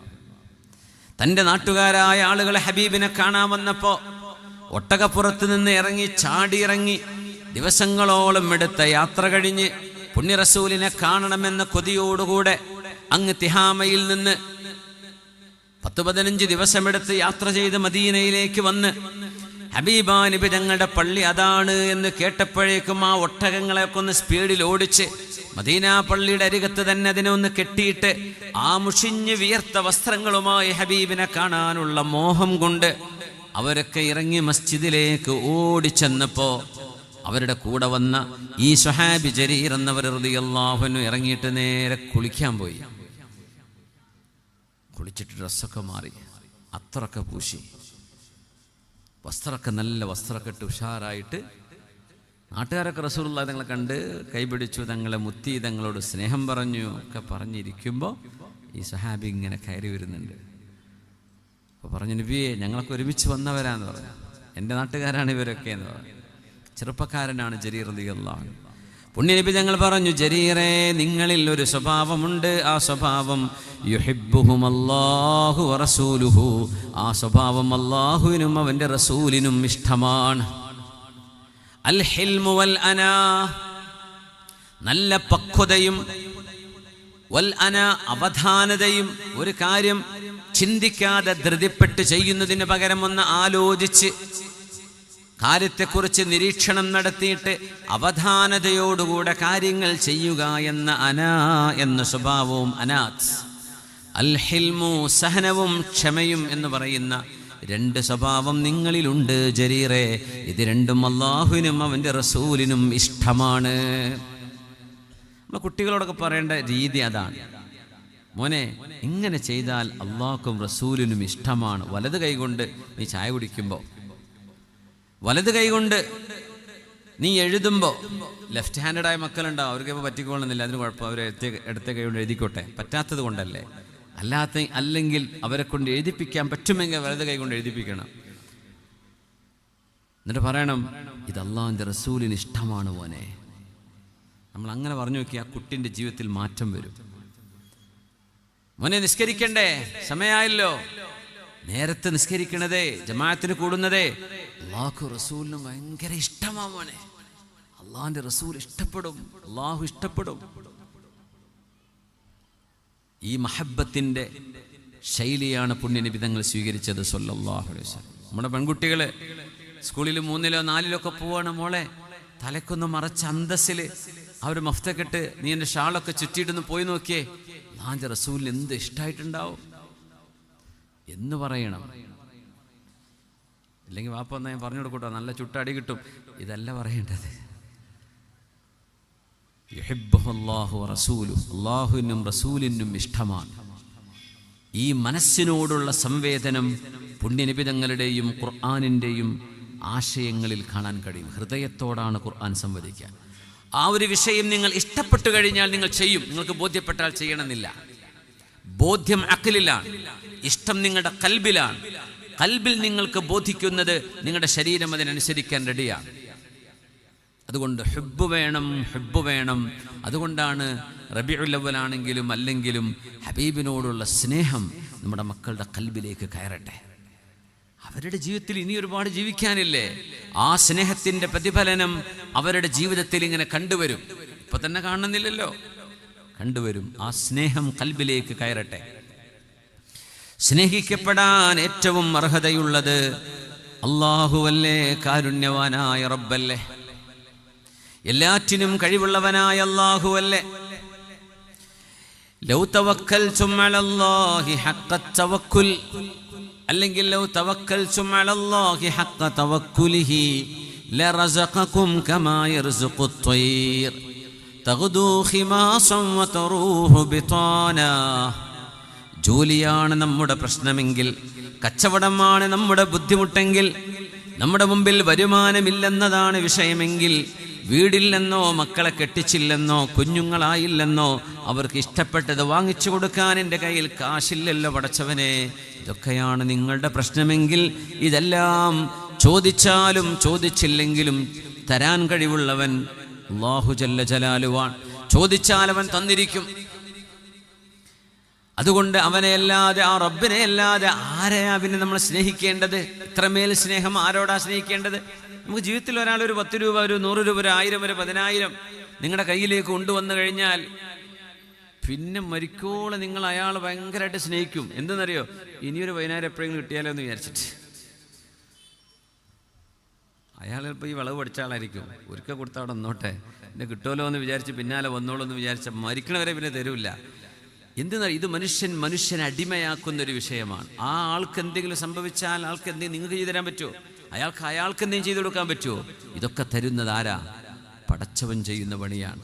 ആ ഹെഡ് ഓഫീസിലേക്ക് നമ്മൾ പോകാതെ ഈ ബ്രാഞ്ചുകളിലേക്ക് പോയി നിൽക്കുമ്പോൾ നമ്മുടെ ഖൽബിൽ പടച്ചതമ്പുരാന് കൊടുക്കുന്ന സ്ഥാനം നമ്മളറിയാതെ നമ്മളൊന്ന് ചിന്തിച്ചു നോക്കണം. നിങ്ങൾ അള്ളാഹുവിനോട് വേണ്ട വിധം തവക്കുല് ചെയ്താൽ, പുണ്യനബി നിങ്ങൾ പറയാ സ്വല്ലല്ലാഹു അലൈഹി വസല്ലം, അള്ളാഹുവിനോട് നിങ്ങൾ കാര്യങ്ങൾ പടച്ചവനെ ഏൽപ്പിച്ചു കഴിഞ്ഞാൽ, ഖൽബ് കൊണ്ട് അല്ലാഹു ജല്ല ജലാലുവാണ് കാര്യങ്ങൾ ഇവിടെ നിർവഹിക്കുന്നത്. മനുഷ്യനല്ല, ഇവിടുത്തെ രാഷ്ട്രീയ സംഘടനകളല്ല, മനുഷ്യന്റെ സംവിധാനങ്ങളല്ല, ഇതെല്ലാം മനുഷ്യൻ ചെയ്യുന്നു എന്ന് പറഞ്ഞാൽ പോലും ഈ മനുഷ്യന്റെ ജനനവും മരണവും നിയന്ത്രിക്കാനുള്ള അധികാരം പോലും ഈ മനുഷ്യർക്കില്ല. എപ്പോഴും അവരെ മരണം കീഴടക്കാം. അതുകൊണ്ട് എന്ത് ചെയ്യാൻ പറ്റും? അവരുടെ നിയമങ്ങൾക്ക് മാറ്റം വരും. അതുകൊണ്ട് ചില നിയമങ്ങളൊക്കെ അനക്സ്, തിരുത്തപ്പെട്ട നിയമപ്രകാരം എന്ന് പറയും. എന്തിനീ തിരുത്തുന്നത്? ഒരു തലമുറ മനസ്സിലാക്കി വെച്ച നിയമം അത് ശരിയാണെന്ന് വിചാരിച്ചു, അടുത്തൊരു തലമുറ വരുമ്പോൾ അതിൽ ചെറിയൊരു മാറ്റം വരുത്തേണ്ടതുണ്ട്. ഇപ്പം പറയും 2023 ആ ഒരു 302.2.1 എന്ന ക്ലോസിൽ വരുത്തിയ നിയമപ്രകാരം ഇങ്ങനെയാണ്. എന്തിനാണ് അങ്ങനെ മാറ്റം വരുത്തിയത്? അന്ന് തോന്നിയത് ശരിയായിരുന്നു, ഇപ്പത്തെ തലമുറ അത് ശരിയല്ല. എന്തുകൊണ്ടെന്നറിയോ? ഇതുണ്ടാക്കിയത് മനുഷ്യനാണ്. അപ്പോൾ മനുഷ്യന്റെ ചിന്തകൾക്ക് പരിമിതി വരും. പക്ഷെ അല്ലാഹു ജല്ല ജലാലുവിൻ്റെ ശരീഅത്തിന് ഇത് ബാധിക്കുകയില്ല. അതുകൊണ്ടാണ് ലാ തബ്ദീല ലികലിമാത്തില്ലാഹ്, പടച്ചവന്റെ വാക്കുകൾക്ക് മാറ്റമില്ല എന്ന് പറയാൻ കാരണം. വിശന്നൊട്ടിയ വയറുമായി ഒരു പക്ഷി അതിൻ്റെ കൂട്ടിൽ നിന്ന് ഇറങ്ങി രാവിലെ പറക്കാൻ തുടങ്ങുന്നു. നേരം വെളുത്ത പക്ഷികളൊക്കെ ഇപ്പം ഇങ്ങനെ മിണ്ടാണ്ടിരിക്കുന്ന പക്ഷികളുണ്ടാവും ഈ പരിസരത്തൊക്കെ അല്ലേ? നേരം വെളുത്ത് തുടങ്ങുമ്പോൾ ശബ്ദം വെളിച്ചക്കീറിങ്ങനെ വന്നു തുടങ്ങുമ്പോൾ കാക്കകളും കോഴികളും മൈനകളും കിളികളൊക്കെ ശബ്ദിക്കാൻ തുടങ്ങും. അപ്പോൾ ഏറ്റവും വിശന്നിട്ടുണ്ടാവും. എന്താണെന്നറിയോ? മിനിമം ഒരു 15-14 മണിക്കൂറെങ്കിലും അവർ ഫാസ്റ്റിങ്ങിലാണ്. കാരണം മഗ്രിബായത് മുതൽ മഗ്രിബിന് മുമ്പ് തന്നെ അവർ കൂടണയും. ഒരു സൂര്യസ്തമിക്കുന്നതിൻ്റെ ഒരു 1/4 മണിക്കൂർ മുമ്പ് അവർ ഏകദേശം കൂടിൻ്റെ അടുത്ത് വന്ന് നിൽക്കും. പിന്നെ അവർ ഉറങ്ങുക, വിശ്രമിക്കുക. പിന്നെ രാവിലെ സൂര്യൻ ഉദിച്ചിട്ടാണ് അവർ പുറത്തേക്ക് ഇറങ്ങുക. അങ്ങനെ നോക്കുമ്പോൾ മിനിമം 12 മണിക്കൂറിലേറെ ആ പക്ഷികളൊക്കെ ഫാസ്റ്റിങ്ങിലാണ്. നമ്മൾ പറയും രാജാവിനെ പോലെ രാവിലത്തെ ഭക്ഷണം കഴിക്കണം, ഉച്ചയ്ക്ക് രാജ്ഞിയെപ്പോലെ, രാത്രി ഫക്കീറിനെ പോലെ എന്നൊക്കെ പറയാറുണ്ടല്ലേ? ആർക്കാന്നറിയോ? വൈകുന്നേരം 6 മണിക്ക് പരിപാടി നിർത്തിവെച്ച ആളോടാണ് ഈ പറയണത്. ഇത് 12 മണി വരെ പൊറാട്ടയും ബീഫ് അടിച്ച ആളോട് പിന്നെ രാവിലെ രാജാവിനെ പോലെ പിന്നെയും തിന്നേ. ശരീരം അല്ല ഉണ്ടാക്കിയതുകൊണ്ട് ഈ പിടിച്ചു നിൽക്കുന്നത്. നമ്മുടെ രാത്രി കഫകൾ മുഴുവനും തുറന്നു വെച്ച് നമ്മുടെ ആളുകൾ പോയിട്ട് പാതിരാര നേരം വെളുക്കണവരെ ഭക്ഷണം അടിക്കുക തന്നെയാണ്. ഈ ഫാസ്റ്റിംഗ് എന്ന് പറഞ്ഞ സംഭവം ഇത് വലിയൊരു ഘടകമാണ്. നമ്മുടെ ശരീരത്തെ അള്ളാഹു നിയന്ത്രിക്കാൻ വെച്ച സംവിധാനം അതാണ്. ഫിൽറ്ററിങ്, ക്ലീനിങ് നടക്കുന്ന സമയം അതാണ്. ചിലപ്പം കിച്ചണൊക്കെ ക്ലോസ് ചെയ്യൂലേ, എന്തേ? ക്ലീനിങ് നടക്കുകയാണ്. ഇപ്പോൾ അവിടെ ഭക്ഷണമില്ല, എന്നാലും ഒരു പൊറോട്ട കിട്ടൂല. അത് ക്ലീനിങ്ങിൻ്റെ സമയമാണ്. ആ ക്ലീനിങ് ചെയ്താലേ അടുത്ത പണി തുടങ്ങാൻ പറ്റുള്ളൂ. ഈ ക്ലീനിങ് നടക്കണമെങ്കിൽ മഗ്രിബ് മുതൽ ഇശാ മുതലെങ്കിലും സമയം കൊടുക്കണ്ടേ, നേരം വിളിക്കുന്നവരെ. സുബ്ഹാനല്ലാഹ്, നമ്മളത് ചെയ്യുന്നില്ല. പിന്നെ നമ്മൾ പറയും സുഖമാണ്, അതാണ്. വന്നില്ലെങ്കിലേ അത്ഭുതമുള്ളൂ. തഗ്ദൂ ഖിമാസ്വാ, ഈ പക്ഷികളൊക്കെ രാവിലെ വിശന്നൊട്ടിയിട്ടാണ് കൂടുകളിൽ നിന്ന് പറക്കുന്നത്. പുണ്യനബി തങ്ങൾ പറയാ സല്ലല്ലാഹു അലൈഹി വസല്ലം. രാവിലെ പറക്കുമ്പോൾ അവർക്കൊരു സൂപ്പർ മാർക്കറ്റ് അറിയില്ല, അവർക്ക് നെസ്റ്റോ അറിയില്ല, ലുലു അറിയില്ല, വേറെന്താ ഇവിടെ ഉള്ളത് എനിക്കറിയാം. അപ്പോൾ ഈ ഒരു സൂപ്പർ മാർക്കറ്റിൻ്റെ പേരൊന്നും ഒരു ഷെൽഫും അവർക്ക് ഒരു ക്രെഡിറ്റ് കാർഡ് പോലെ കയ്യിലില്ല. എവിടെന്നാ ഭക്ഷണം കിട്ടുക, ഇന്നത്തെ ഫുഡ് എവിടെയാ, അവറ്റകൾക്ക് അറിയില്ല. അതുകൊണ്ടാണ് നബി തങ്ങൾ തവക്കുൽ എന്ന് പറഞ്ഞ പക്ഷികളുടേതാണ്. ഒരു ഫ്രിഡ്ജിൽ വെച്ചിട്ടില്ല. അവർ രാവിലെ ഇറങ്ങുകയാണ്, വീട്ടിൽ നിന്ന് ഇറങ്ങണം. തവക്കുലിന്റെ ഒരു ആശയം അതാണ്. നിങ്ങൾ പണിയെടുക്കണം. കൂട്ടിൽ കിടന്നിട്ടേ ഇങ്ങോട്ട് വരട്ടെ ഫുഡ് എന്ന് പറഞ്ഞ് ഇങ്ങനെ ഓൺലൈനിൽ ഓർഡർ ചെയ്യുന്ന പോലെയല്ല ഈ പരിപാടി. നിങ്ങൾ ഇറങ്ങി ഓടണം, അധ്വാനിക്കണം. വൈകുന്നേരം തിരിച്ചു വരുമ്പോൾ വയറൊക്കെ നിറഞ്ഞിട്ടാണ് ഈ പക്ഷികൾ വരുന്നത്. ആരാ ഇവക്ക് ഭക്ഷണം കൊടുത്തതെന്നറിയോ? ആ പടച്ചവനെ നിങ്ങളുമൊന്ന് മനസ്സിലാക്കിയിരുന്നെങ്കിൽ. നമുക്ക് ഭയങ്കര തവക്കുലാണ്. മകന് ജോലി ഉണ്ടെങ്കിൽ, പെൻഷൻ കിട്ടുന്നുണ്ടോ, ഭയങ്കര തവക്കുല. ഗവൺമെൻറ് ജോലിയിലാണോ, അല്ലാ തവക്കുലിഞ്ഞ് പറയും വേണ്ട. കയ്യിൽ പൈസ അല്ലേ, തീർന്നു. ഇതല്ലല്ലോ തവക്കുലിൻ്റെ അർത്ഥം. ലൗ തവക്കൽതും അലല്ലാഹ്, നിങ്ങൾ പടച്ചവനെ കാര്യങ്ങളൊന്നും ഏൽപ്പിക്കുന്നില്ലല്ലോ. അപ്പം നമ്മളായിട്ട് ചില കാര്യങ്ങളെ ഏൽപ്പിച്ചു. അപ്പം അല്ലാഹു തആല ആ ഇടങ്ങളിൽ പരീക്ഷണങ്ങൾ ഇങ്ങനെ തന്നുകൊണ്ടിരിക്കും. മകനാണ് എൻ്റെ തവക്കുല് എന്ന് വിചാരിച്ചു, മകനത് വരുന്ന ജോലി പോയി അറബി പിടിച്ചെടുത്തോലോ കച്ചവടം. പടച്ചവനെ ഞാൻ എന്താ ചെയ്യുക? അപ്പോൾ പിന്നെ എത്തിങ്ങാനിക്ക് ഓടും, ദ്വാരക്കണേ മക്കളെ, മോൻ്റെ കച്ചവടം പോയതാണ്. ഇതുവരെ പിന്നെ ഓർമ്മ ഉണ്ടായിട്ടില്ല ദ്വാരപ്പിക്കാൻ. പള്ളിക്ക് വന്നിട്ടില്ല, ആരോടും ദ്വാരക്കാൻ പറയാറ് പോലുമില്ല. അത് നമ്മളെ കാര്യമൊക്കെ ഉഷാറായി പോണില്ല, എന്തിനാ ദ്വാരപ്പിക്കണേ? കഷ്ടപ്പാടില്ലാത്തവരാരെങ്കിലും ദ്വാ ചെയ്യാൻ ഇരിക്കുന്നുണ്ടോ? ഉസ്താദിന്റെ ദുആ കേൾക്കുമ്പോൾ ആമീൻ പറയാൻ കഷ്ടപ്പാടില്ലാത്ത എത്ര പേരിയ്ക്കുന്നുണ്ട്? നിങ്ങൾ ആലോചിച്ച് നോക്കുക. പള്ളിയിൽ ഒന്ന് വെറുതെ ഒന്ന് ആലോചിച്ച് നോക്കിക്കോളൂ. കഷ്ടപ്പാടില്ലവരിയ്ക്കുന്നുണ്ട്. അള്ളാഹുവിൻ്റെ രീതി അങ്ങനെയല്ല. നിങ്ങൾക്ക് രണ്ടും വരും, സുഖവും വരും അസുഖവും വരും. രണ്ടു നേരത്തും നിങ്ങളെ നോക്കുന്നവൻ പടച്ചവനാണെന്ന് നിങ്ങൾക്ക് ബോധിക്കുന്നുണ്ടോ? ലൗ തവക്കൽതും അലല്ലാഹി ഹഖ്ക തവക്കുലിഹി ലറസഖകും കമാ യർസുഖുത് ത്വയ്ർ. വേണ്ട വിധം അല്ലാഹുവിൻ്റെ ജലാലിനോടും അല്ലാഹുവിൻ്റെ കമാലിനോടും അല്ലാഹുവിൻ്റെ മഹത്വത്തോടും അളമത്തിനോടും യോജിക്കുന്ന വിധം നിങ്ങൾ അല്ലാഹുവിനെ കാര്യങ്ങൾ ഏൽപ്പിക്കുകയാണെങ്കിൽ പക്ഷികൾക്ക് അന്നം കൊടുക്കുന്ന പോലെ അല്ലാഹു നിങ്ങളുടെ മുന്നിലേക്ക് നിങ്ങളുടെ റിസ്കിനെ കൊണ്ടുതരിക തന്നെ ചെയ്യും. ഒറ്റ ഡിമാൻഡ് പറഞ്ഞു, ഹഖ്ക തവക്കുലിഹി, ആ ചെയ്യേണ്ട പോലെ ചെയ്യണം. ലൗ തദൂമൂന അലാ മാ തകൂനൂന അലൈഹി. പുണ്യനബി തങ്ങളുടെ സദസ്സിൽ ഇരുന്നു കൊണ്ട് ഹബീബിൻ്റെ ഹദീസുകൾ കേട്ടിട്ട്, ഹബീബിൻ്റെ വഅദ് കേട്ടിട്ട്, ഹബീബിൻ്റെ ഉറുദ് കേട്ടിട്ട് സുഹാബിമാർ നരകം കണ്ണിൽ കാണുന്ന പോലെ, സ്വർഗം കണ്ണിൽ കാണുന്ന പോലെ, അല്ലാഹു ജല്ല ജലാലുവിനെ കണ്ണിൽ കാണുന്ന പോലെ ബോധിച്ചപ്പോൾ അവർ പറഞ്ഞു പോയി, റസൂലേ, ഞങ്ങൾ വീട്ടിലേക്ക് എത്തിയാൽ, അങ്ങയുടെ മജ്‌ലിസിൽ നിന്ന് എഴുന്നേറ്റ് പോന്നാൽ ഈ ചിന്തകൾ ഇതുപോലെ മനസ്സിൽ വരുന്നില്ലല്ലോ നബിയെ. ഞങ്ങൾ മക്കളെ ഓർക്കുന്നു, ഞങ്ങളുടെ ഭാര്യമാര്, ഞങ്ങളുടെ മക്കള്, ഞങ്ങളുടെ കച്ചവടം, ഇതുമായി ഞങ്ങൾ ഇടപഴകുമ്പോൾ ആഖിറത്തെക്കുറിച്ചുള്ള ചിന്ത ഞങ്ങളുടെ മനസ്സിൽ അതുപോലെ അങ്ങയുടെ സദസ്സിൽ ഇരിക്കുന്ന പോലെ വരുന്നില്ലല്ലോ നബിയെ എന്ന് പരാതി പറഞ്ഞിട്ടുണ്ട് ഹബീബിൻ്റെ സ്വഹാബിമാർ. അവർ പരാതി പറയും, നബി ഞങ്ങൾ എന്താ ചെയ്യേണ്ടത്? ഞങ്ങൾ ഇരിക്കുമ്പോൾ ഭയങ്കര ചിന്തയാണ്, പക്ഷേ അത് പോയാൽ പിന്നെ വരുന്നില്ല. അത് മനുഷ്യൻ്റെ സഹജമാണ്, മനുഷ്യ സഹജമാണ്, അത് കുറ്റം പറയേണ്ട വിഷയമല്ല. പക്ഷെ സ്വഹാബിമാർ അവരുടെ തസ്കീത്തിനെ കുറിച്ച്, തർബീയത്തിനെ കുറിച്ച് അവർ കൺസേൺഡാണ്. അതുകൊണ്ട് അവർ തങ്ങളോടത് പറഞ്ഞു. ഹബീബിന്റെ മറുപടി വന്നു, ലൗ തദൂമൂന കമാ തകൂനൂന അലൈഹി ഇൻദീ. എൻ്റെ മുമ്പിലിരിക്കുന്ന പോലെ വീട്ടിലെത്തിയാലും നിങ്ങളുടെ മനസ്സുകളിൽ അള്ളാഹുവിനെ കുറിച്ചും പരലോകത്തെക്കുറിച്ചും ജീവിതത്തിൻ്റെ ലക്ഷ്യത്തെക്കുറിച്ചും റഹ്മാനായ അള്ളാഹുവിൻ്റെ അളമത്തിനെ കുറിച്ചും നിങ്ങൾക്ക് മനസ്സിൽ ഒരേപോലെ ചിന്ത നിലനിൽക്കുകയായിരുന്നുവെങ്കിൽ ലസ്വാഫഹതുകുമുൽ മലായികതു ഫിത്തുറുഖാത്ത്, നിങ്ങൾ നടക്കുന്ന വഴികളിൽ അള്ളാഹുവിൻ്റെ മാലാഖമാർ വന്ന് അസ്സലാമു അലൈക്കും എന്ന് പറഞ്ഞ് നിങ്ങൾക്ക് കൈതരുമായിരുന്നു. മലക്കുകളുടെ മുസാഫഹത്ത് നിങ്ങൾക്ക് കാണാൻ കഴിയുമായിരുന്നു. വലാകിന്നഹാ സാഅത്തുൻ വസാഅ, എന്നാൽ അത് എപ്പോഴും പറ്റുന്നില്ലല്ലോ. ഐഹികമായ വിഷയങ്ങളിൽ നമുക്ക് മനസ്സ് കൊടുക്കേണ്ടി വരുന്നുണ്ടല്ലോ, കുഴപ്പമില്ല.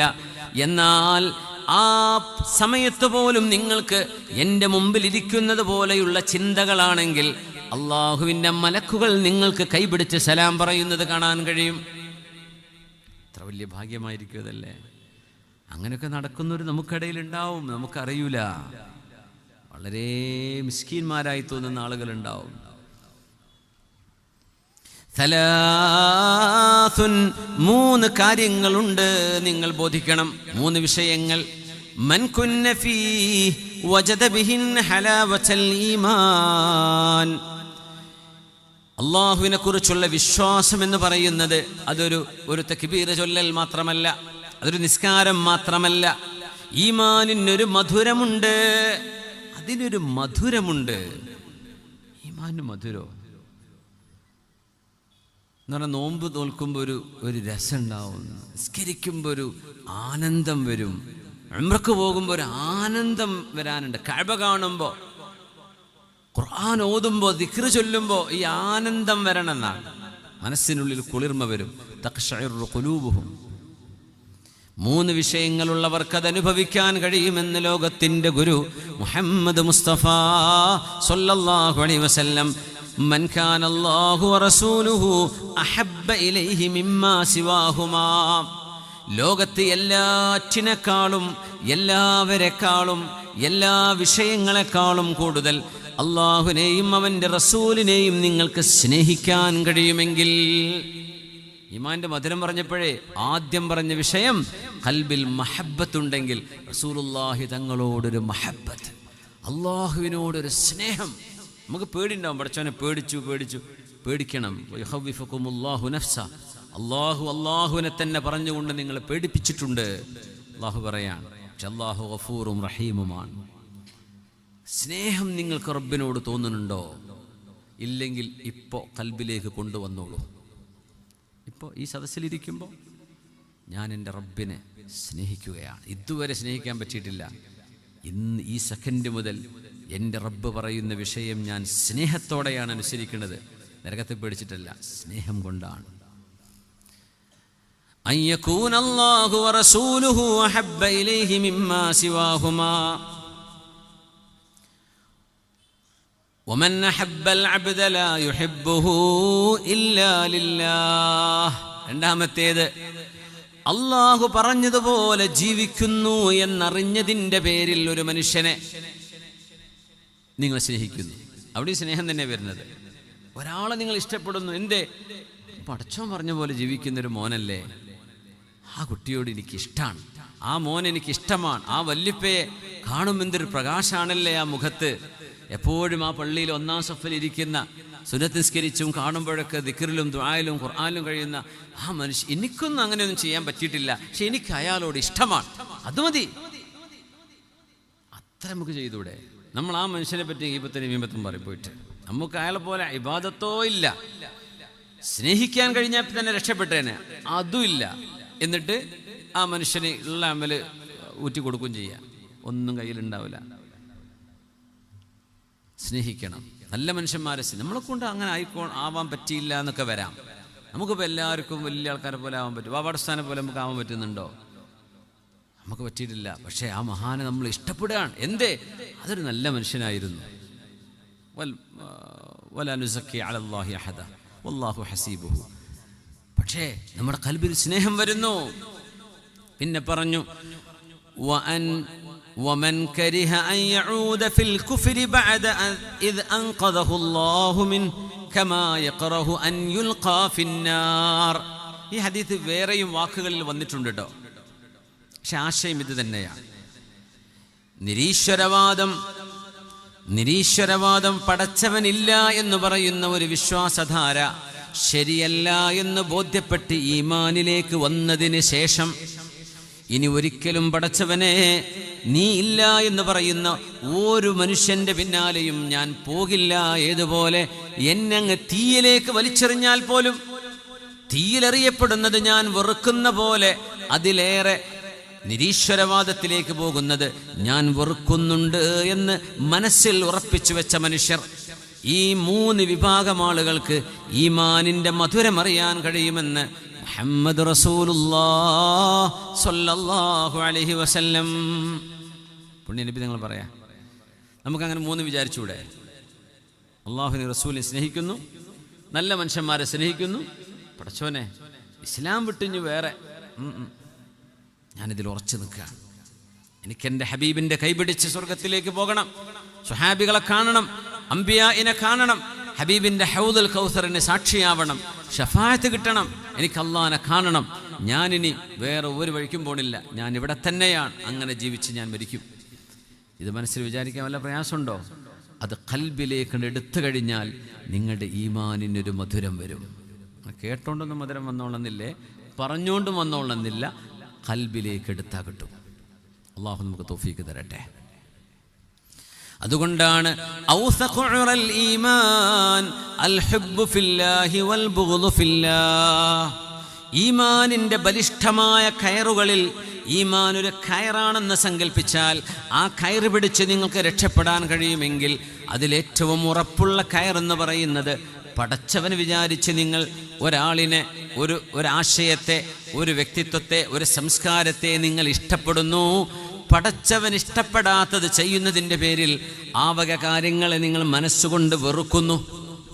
മനസ്സുകൊണ്ട് വെറുക്കുക എന്ന് പറഞ്ഞതും എങ്ങനെ? പടച്ചവൻ ഇഷ്ടമില്ലാത്ത വിഷയങ്ങൾ, ലഹരിയും മദ്യപാനവും വ്യഭിചാരവും തോന്നിവാസവും, ഇതൊന്നും പടച്ചവനെ ഞാൻ വലിയ മുന്തിയ ആളായിട്ടല്ല, എനിക്കത് ഇഷ്ടമല്ല, ഞാൻ അത്ര ആൾക്കാരെ ഇഷ്ടപ്പെടുന്നില്ല. അങ്ങനെയാണ്.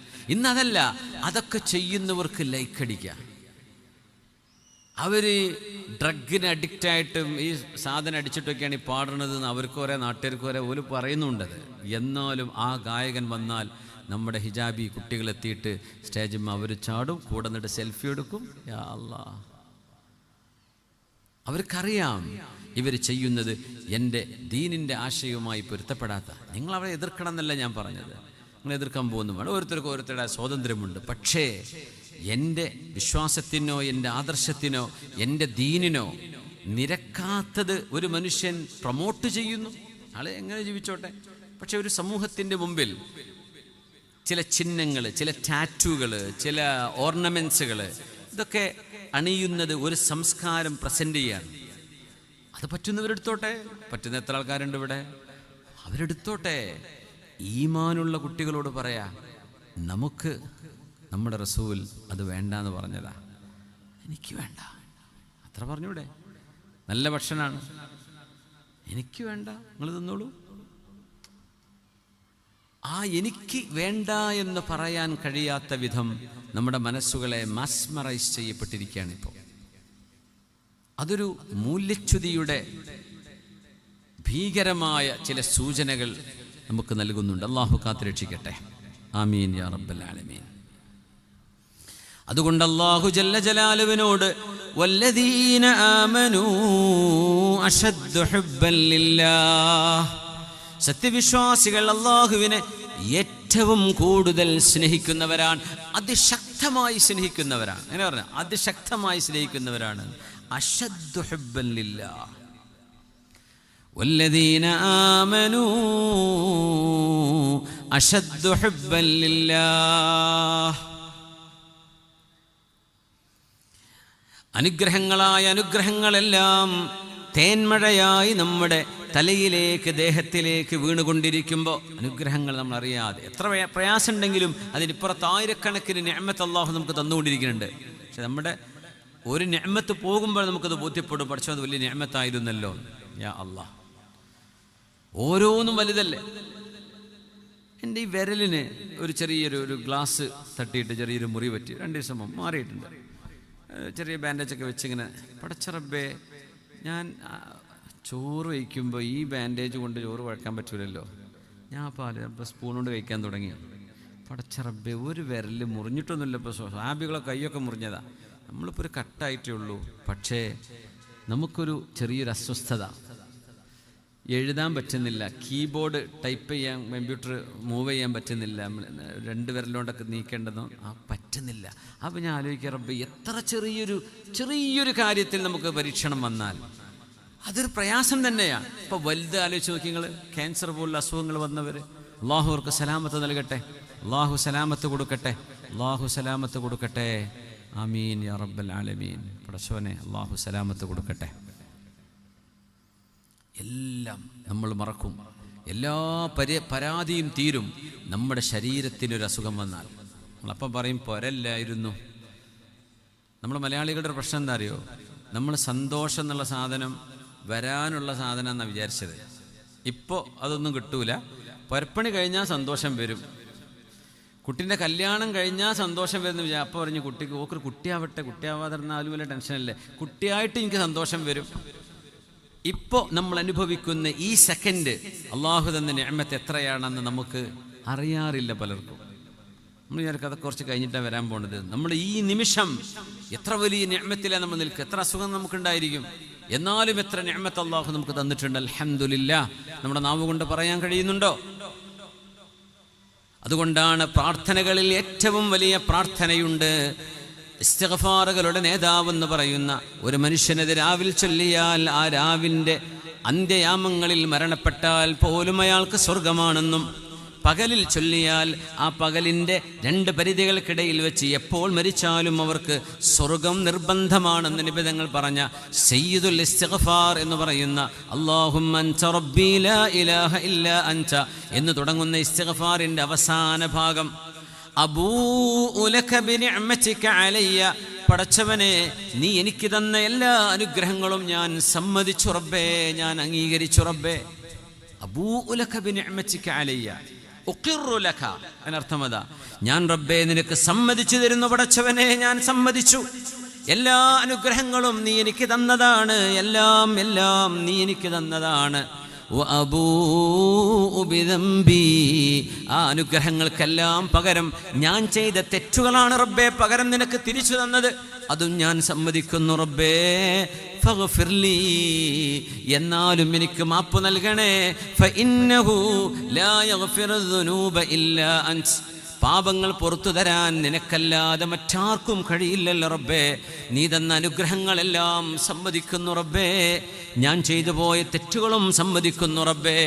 നീ തന്ന നിഅമത്തുകൾക്ക് പകരം എനിക്ക് തരാൻ പറ്റിയത് നന്ദികേടാണ് റബ്ബേ, എന്നാലും എനിക്ക് മാപ്പുതാ.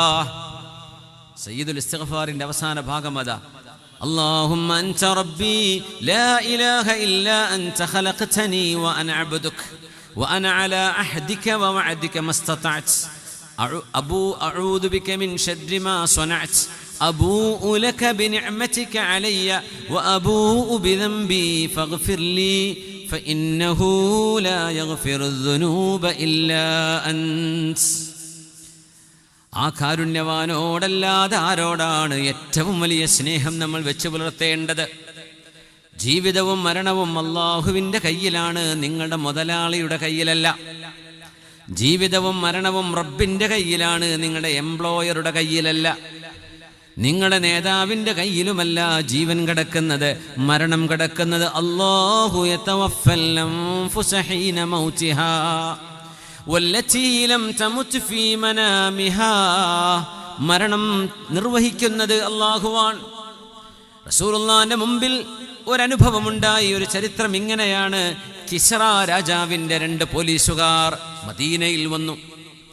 കിസ്റയിൽ വരണമെങ്കിൽ അവര് ഷിറാസിൽ നിന്ന് അല്ലെങ്കിൽ തെഹ്റാനിൽ നിന്ന് അസ്ഫഹാനിൽ നിന്ന് കരമാർഗം സിറിയ വഴി, ഇറാഖ് വഴി, കുവൈത്ത് വഴി സൗദി അറേബ്യയിലേക്ക് വരണം. ഇന്നത്തെ ബോർഡർ പ്രകാരം മദീന വരെ വന്നു. എത്ര കിലോമീറ്റർ ഉണ്ടാവുമെന്നറിയോ? ഒരു 3000 കിലോമീറ്റർ മിനിമം ഉണ്ടാവും.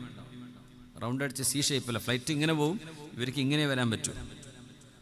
2 പേരും വന്നു. എന്തിനാ ഏൽപ്പിച്ചെന്നറിയോ? കിസ്റ രാജാവ് കിസ്റ ഇബ്നു ഹുർമുസ് അയാൾ പറഞ്ഞു, മദീനയിൽ പ്രത്യക്ഷപ്പെട്ട ആ പ്രവാചകനെ നിങ്ങൾ രണ്ടുപേരും വധിച്ചു കളഞ്ഞിട്ട് ആ പ്രവാചകന്റെ ശരീരത്തിലെ മാംസം എടുത്തിട്ട് ആ തൊലിയിൽ മുഴുവൻ നിങ്ങൾ വൈക്കോല് നിറച്ച് തുന്നിപ്പിടിപ്പിച്ച് എൻ്റെ മുമ്പിലേക്ക് കൊണ്ടുവരണമെന്ന്. നോക്കണം, ഇതൊക്കെ പറയുന്നത് മനുഷ്യനാണ്, ആലോചിക്കണം. ഹബീബിനെ വധിച്ചു കളഞ്ഞോട് ഇട്ട് പോരാനല്ല, മാംസവും എല്ലൊക്കെ നീക്കിയിട്ട് നിങ്ങൾ വൈക്കോല് നിറച്ചിട്ട് തുന്നിപ്പിടിപ്പിച്ച് എൻ്റെ മുമ്പിലേക്ക് കൊണ്ടുപോയി. ഈ 3000 കിലോമീറ്റർ തോളിലേറ്റ് കൊണ്ടുപോകണം. അതിന് 2 ഉദ്യോഗസ്ഥന്മാർ മദീനയിൽ വന്നു. അപ്പം ഹബീബിനെ കണ്ടപ്പോൾ അവർക്ക് ഇത് ചെയ്യാൻ പറ്റിയില്ല. ആ പ്രകാശം അങ്ങോട്ട് കണ്ടപ്പോൾ അവർ രണ്ടുപേരും ഇങ്ങനെ നിന്നു. എന്താ ചെയ്യേണ്ടത്? ഈ മഹാനെയാണോ നമ്മൾ കൊല്ലേണ്ടത്? അപ്പം തങ്ങൾ ചോദിച്ചു, മൻ അർസലകുമാ, ആരാ നിങ്ങളെ പറഞ്ഞയച്ചത് എന്ന് ചോദിച്ചു. കിസ്റ ഖതലഹു ഇബ്നുഹു അൽ ബാരിഹ, ഇന്നലെ രാത്രി അയാളുടെ മകൻ അയാളെ കൊല ചെയ്തിരിക്കുന്നു. നിങ്ങൾ അറിഞ്ഞിട്ടുണ്ടോ എന്ന് ചോദിച്ചു. ഇന്നലെ രാത്രി, ഞങ്ങൾ പോന്നിട്ട് മാസങ്ങളായില്ലേ, ഇന്നലെ രാത്രി നിങ്ങളെ പറഞ്ഞയച്ച ഈ രാജാവിനെ സ്വന്തം മകൻ കൊലപ്പെടുത്തിയിരിക്കുന്നു. തങ്ങൾ പറഞ്ഞു കൊടുക്കുകയാണ്, ഈ മനുഷ്യൻ പറഞ്ഞയച്ചിട്ടല്ലേ എന്നാ ശരിയെന്ന് പറഞ്ഞ് നിങ്ങൾ ഇറങ്ങിയത്? സ്വന്തം ശരീരത്തിന് മരണവും ജീവിതവും നിയന്ത്രിക്കാൻ കഴിയാത്ത ഈ പച്ചപ്പാവ മനുഷ്യൻ്റെ അടിമയായിട്ടാണോ നിങ്ങൾ ജീവിക്കേണ്ടത്? അതല്ല ജീവൻ തന്ന അള്ളാഹുവിൻ്റെ അടിമയായിട്ടാണോ? നാട്ടിലേക്ക് ചെന്ന് നോക്കും, പിന്നെ രാജാവില്ല, മകൻ കൊന്നിട്ടുണ്ട് വാപ്പേ. ആ വിവരം മദീനയിൽ ഹബീബിന് കിട്ടി സല്ലല്ലാഹു അലൈഹി വസല്ലം. എന്നിട്ട് ആ മനുഷ്യൻ പറഞ്ഞത് കേട്ട് വന്നതാണല്ലേ. തങ്ങൾ ചോദിച്ചില്ല കേട്ടോ, തങ്ങൾ ഇത്രേ പറഞ്ഞുള്ളൂ. അതിൻ്റെ ആശയം അതാണ്. നിങ്ങളെ പറഞ്ഞയച്ച കിസ്റയെ ഖതലഹു ഇബ്നുഹു അൽ ബാരിഹ, ഇന്നലെ രാത്രി മകൻ ആ വാപ്പയെ കൊന്നു കഴിഞ്ഞു. അങ്ങനെയാണ് സംഭവിച്ചത്. മസ്സഖല്ലാഹു മുൽഖഹു, പുണ്യനബി തങ്ങൾ ഇസ്ലാമിലേക്ക് വരാൻ പറ്റുമോ? നിങ്ങളുടെ നാട്, നിങ്ങൾ തീയിനെ ആരാധിക്കല്ലേ. തീ കുണ്ഠാരങ്ങൾ, തീ ഒരു വസ്തുവാണ്. അത് നിങ്ങളുടെ ആരാധ്യനല്ല, ആരാധിക്കപ്പെടേണ്ടത് പടച്ചവനെയാണ്. നമ്മൾ ഇഷ്ടപ്പെടുന്നു എന്നൊക്കെ പറയാം, ഒരാളുടെ മുഹിബ്ബാണ്, ഇഷ്ടപ്പെടുന്ന ആളാണ്. ആരാധ്യന എന്ന് പറയരുത്, ആ വാക്ക് ഇത്തിരി ഡേഞ്ചറാണ്. ആരാധന അള്ളാഹുവിനോടാണ്. അപ്പം അദ്ദേഹം പുണ്യനബി ഞങ്ങളുടെ കത്ത് ഇങ്ങോട്ട് വാങ്ങിച്ചിട്ട് അങ്ങോട്ട് പിച്ച് ചീന്തിയിട്ട് പറഞ്ഞു, നിങ്ങൾ ആടുകളെ മേച്ച് നടക്കുന്ന അറബികൾ ഞങ്ങൾ പേർഷ്യക്കാർക്ക് മതം പഠിപ്പിക്കാൻ വന്നതാണോ? അപ്പം തങ്ങൾ അതറിഞ്ഞപ്പോൾ മദീനയിൽ വെച്ച് ദുആ ചെയ്തു, മസ്സഖല്ലാഹു മുൽഖഹു, എൻ്റെ കൈപ്പടത്തിൽ ഞാൻ എഴുതി കൊടുത്ത ആ സ്നേഹത്തിൻ്റെ ക്ഷണം പിച്ച് ചീന്തിയതുപോലെ കിസ്റയുടെ അധികാരം അള്ളാഹു നീ പിച്ച് ചീന്തി അയാളുടെ കണ്ണ് തുറപ്പിക്കണമേ. ആ പ്രാർത്ഥനയ്ക്ക് ഉത്തരം അവിടെ പുലർന്നു. പക്ഷേ ഇവർ പോരുമ്പോൾ മൂപ്പർക്കൊരു കുഴപ്പമില്ല. മദീനയിലെത്തിയ അന്ന് തലേന്ന് രാത്രി മകൻ പിതാവിനെ വധിച്ചു കളഞ്ഞു. നിങ്ങൾ പഠിപ്പിക്കുകയാണ്, നിങ്ങൾ ആരെയാണ് ഈ അനുസരിക്കുന്നത്? ആർക്കാണ് നിങ്ങൾ ഈ പാദസേവ ചെയ്യുന്നത്? ഇവരാർക്കെങ്കിലും നിങ്ങളെ നാളെ രക്ഷപ്പെടുത്താൻ പറ്റുമോ? നിങ്ങൾക്ക് എന്തെങ്കിലും ഒരു വിപത്ത് വന്നാൽ നീക്കിത്തരാൻ പറ്റുമോ? ഡോക്ടർമാരെന്താ പറയാ? ദൈവത്തോട് പ്രാർത്ഥിച്ചോളൂ എന്ന് പറയും. എന്തിനാണെന്നറിയോ? ചില കേസുകൾ അങ്ങനെയാണ്, പ്രാർത്ഥന കൊണ്ട് രക്ഷപ്പെടാറുണ്ട്. ഞങ്ങൾക്കൊന്നും ചെയ്യാൻ പറ്റുന്നില്ല, ഹെൽപ്ലെസ്. പക്ഷേ പടച്ചവനെ മനസ്സിൽ ധ്യാനിച്ചുകൊണ്ട് ഒരുപക്ഷെ അള്ളാഹുവെന്നോ ഏതാ പടച്ചവന്റെ പേരെന്ന് പോലും അറിയില്ല, പ്രപഞ്ചത്തിന്റെ നാഥനായവനെ, നീ ആരോ ആവട്ടെ, നിന്നോട് ഞാൻ ചോദിക്കുന്നു, ഈ അസുഖത്തിൽ എൻ്റെ പിതാവിന് നീ ശിഫ കൊടുക്കണേ. ഒരാൾ ദുആ ചെയ്തു വിചാരിക്കുക. ഞാൻ അറിയുന്ന 2-3 ആളുകൾ ഇസ്ലാമിലേക്ക് വന്നത് ഇങ്ങനെ, സ്വന്തം വീട്ടിലെ കുട്ടി, ഒരാളുടെ വാപ്പ, ഒരാൾക്ക് ഭാര്യ, വേണ്ടപ്പെട്ട ആളുകൾക്ക് അസുഖം വന്നിട്ട് ഡോക്ടർ പ്രാർത്ഥിച്ചോളൂ എന്ന് പറഞ്ഞിട്ട് പ്രാർത്ഥന ചെയ്തതിൻ്റെ പേരിലാണ് അത്ഭുതം സംഭവിച്ചു. അപ്പൊ പിന്നെ ആ പടച്ചവൻ ആരാണെന്ന് അന്വേഷണം തുടങ്ങി. മതങ്ങൾ മുഴുവൻ പഠിച്ചു, വേദങ്ങൾ മുഴുവൻ വായിച്ചു. വിശുദ്ധ ഇസ്ലാമിൻ്റെ മുറ്റത്തേക്കെത്തി. തോന്നി ഇവിടമാണ് ഞാൻ കണ്ട വെളിച്ചമെന്ന്. അങ്ങനെ അത് ചില ആളുകളൊക്കെ യൂറോപ്പ് വെസ്റ്റേൺ രാജ്യങ്ങളിൽ ഇസ്ലാം സ്വീകരിച്ച കുറേയേറെ ആളുകൾ ഇതുപോലെയുള്ള അനുഭവങ്ങൾ ഉള്ളവരുണ്ട്. അവർക്കത് ഓപ്പണായിട്ട് പറഞ്ഞിട്ടുണ്ട്. فليتك تحلو والحياة مريرة وليتك ترضى والأنام غضاب وليت الذي بيني وبينك عامر وبيني وبين العالمين خراب إذا صح منك الود فالكل هين وكل الذي فوق التراب تراب. സ്നേഹമേ, ഞാനും എൻ്റെ പടച്ചവനും തമ്മിലുള്ള സ്നേഹം അങ്ങ് നിറകുടം പോലെ നിറയുകയും ആ സ്നേഹത്തിൻ്റെ പ്രഭയും സുഗന്ധവും ഒന്ന് പരക്കുകയും ചെയ്തിരുന്നെങ്കിൽ ഞാനും മനുഷ്യർക്കിടയിൽ അതിനെ ചൊല്ലി എന്ത് പ്രശ്നമാണെങ്കിലും എനിക്ക് പ്രശ്നമല്ല.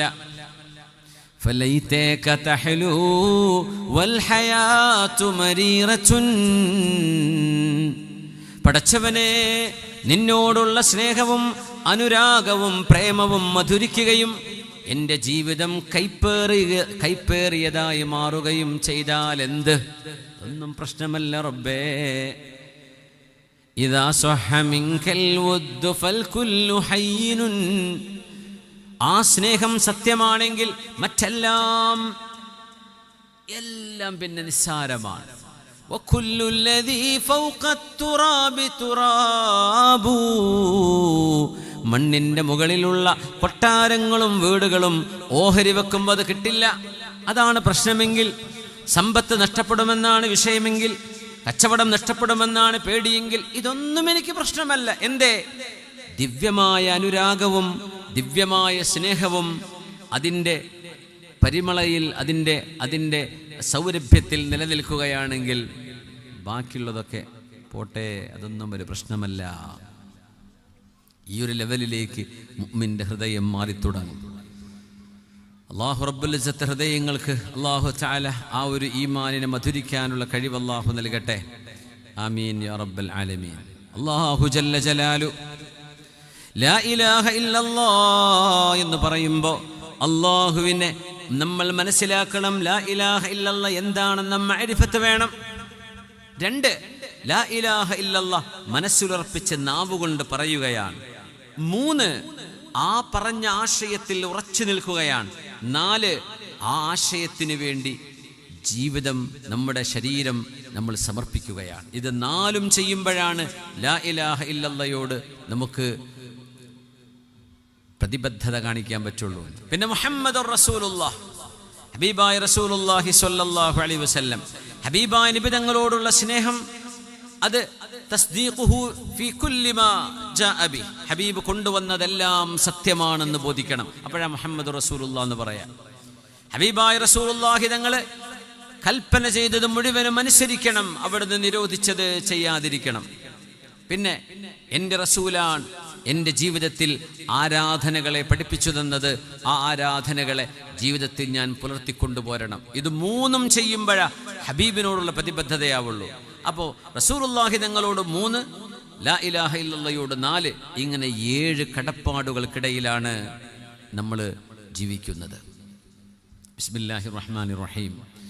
ഫലാ വറബ്ബിക ലാ യുഅ്മിനൂൻ.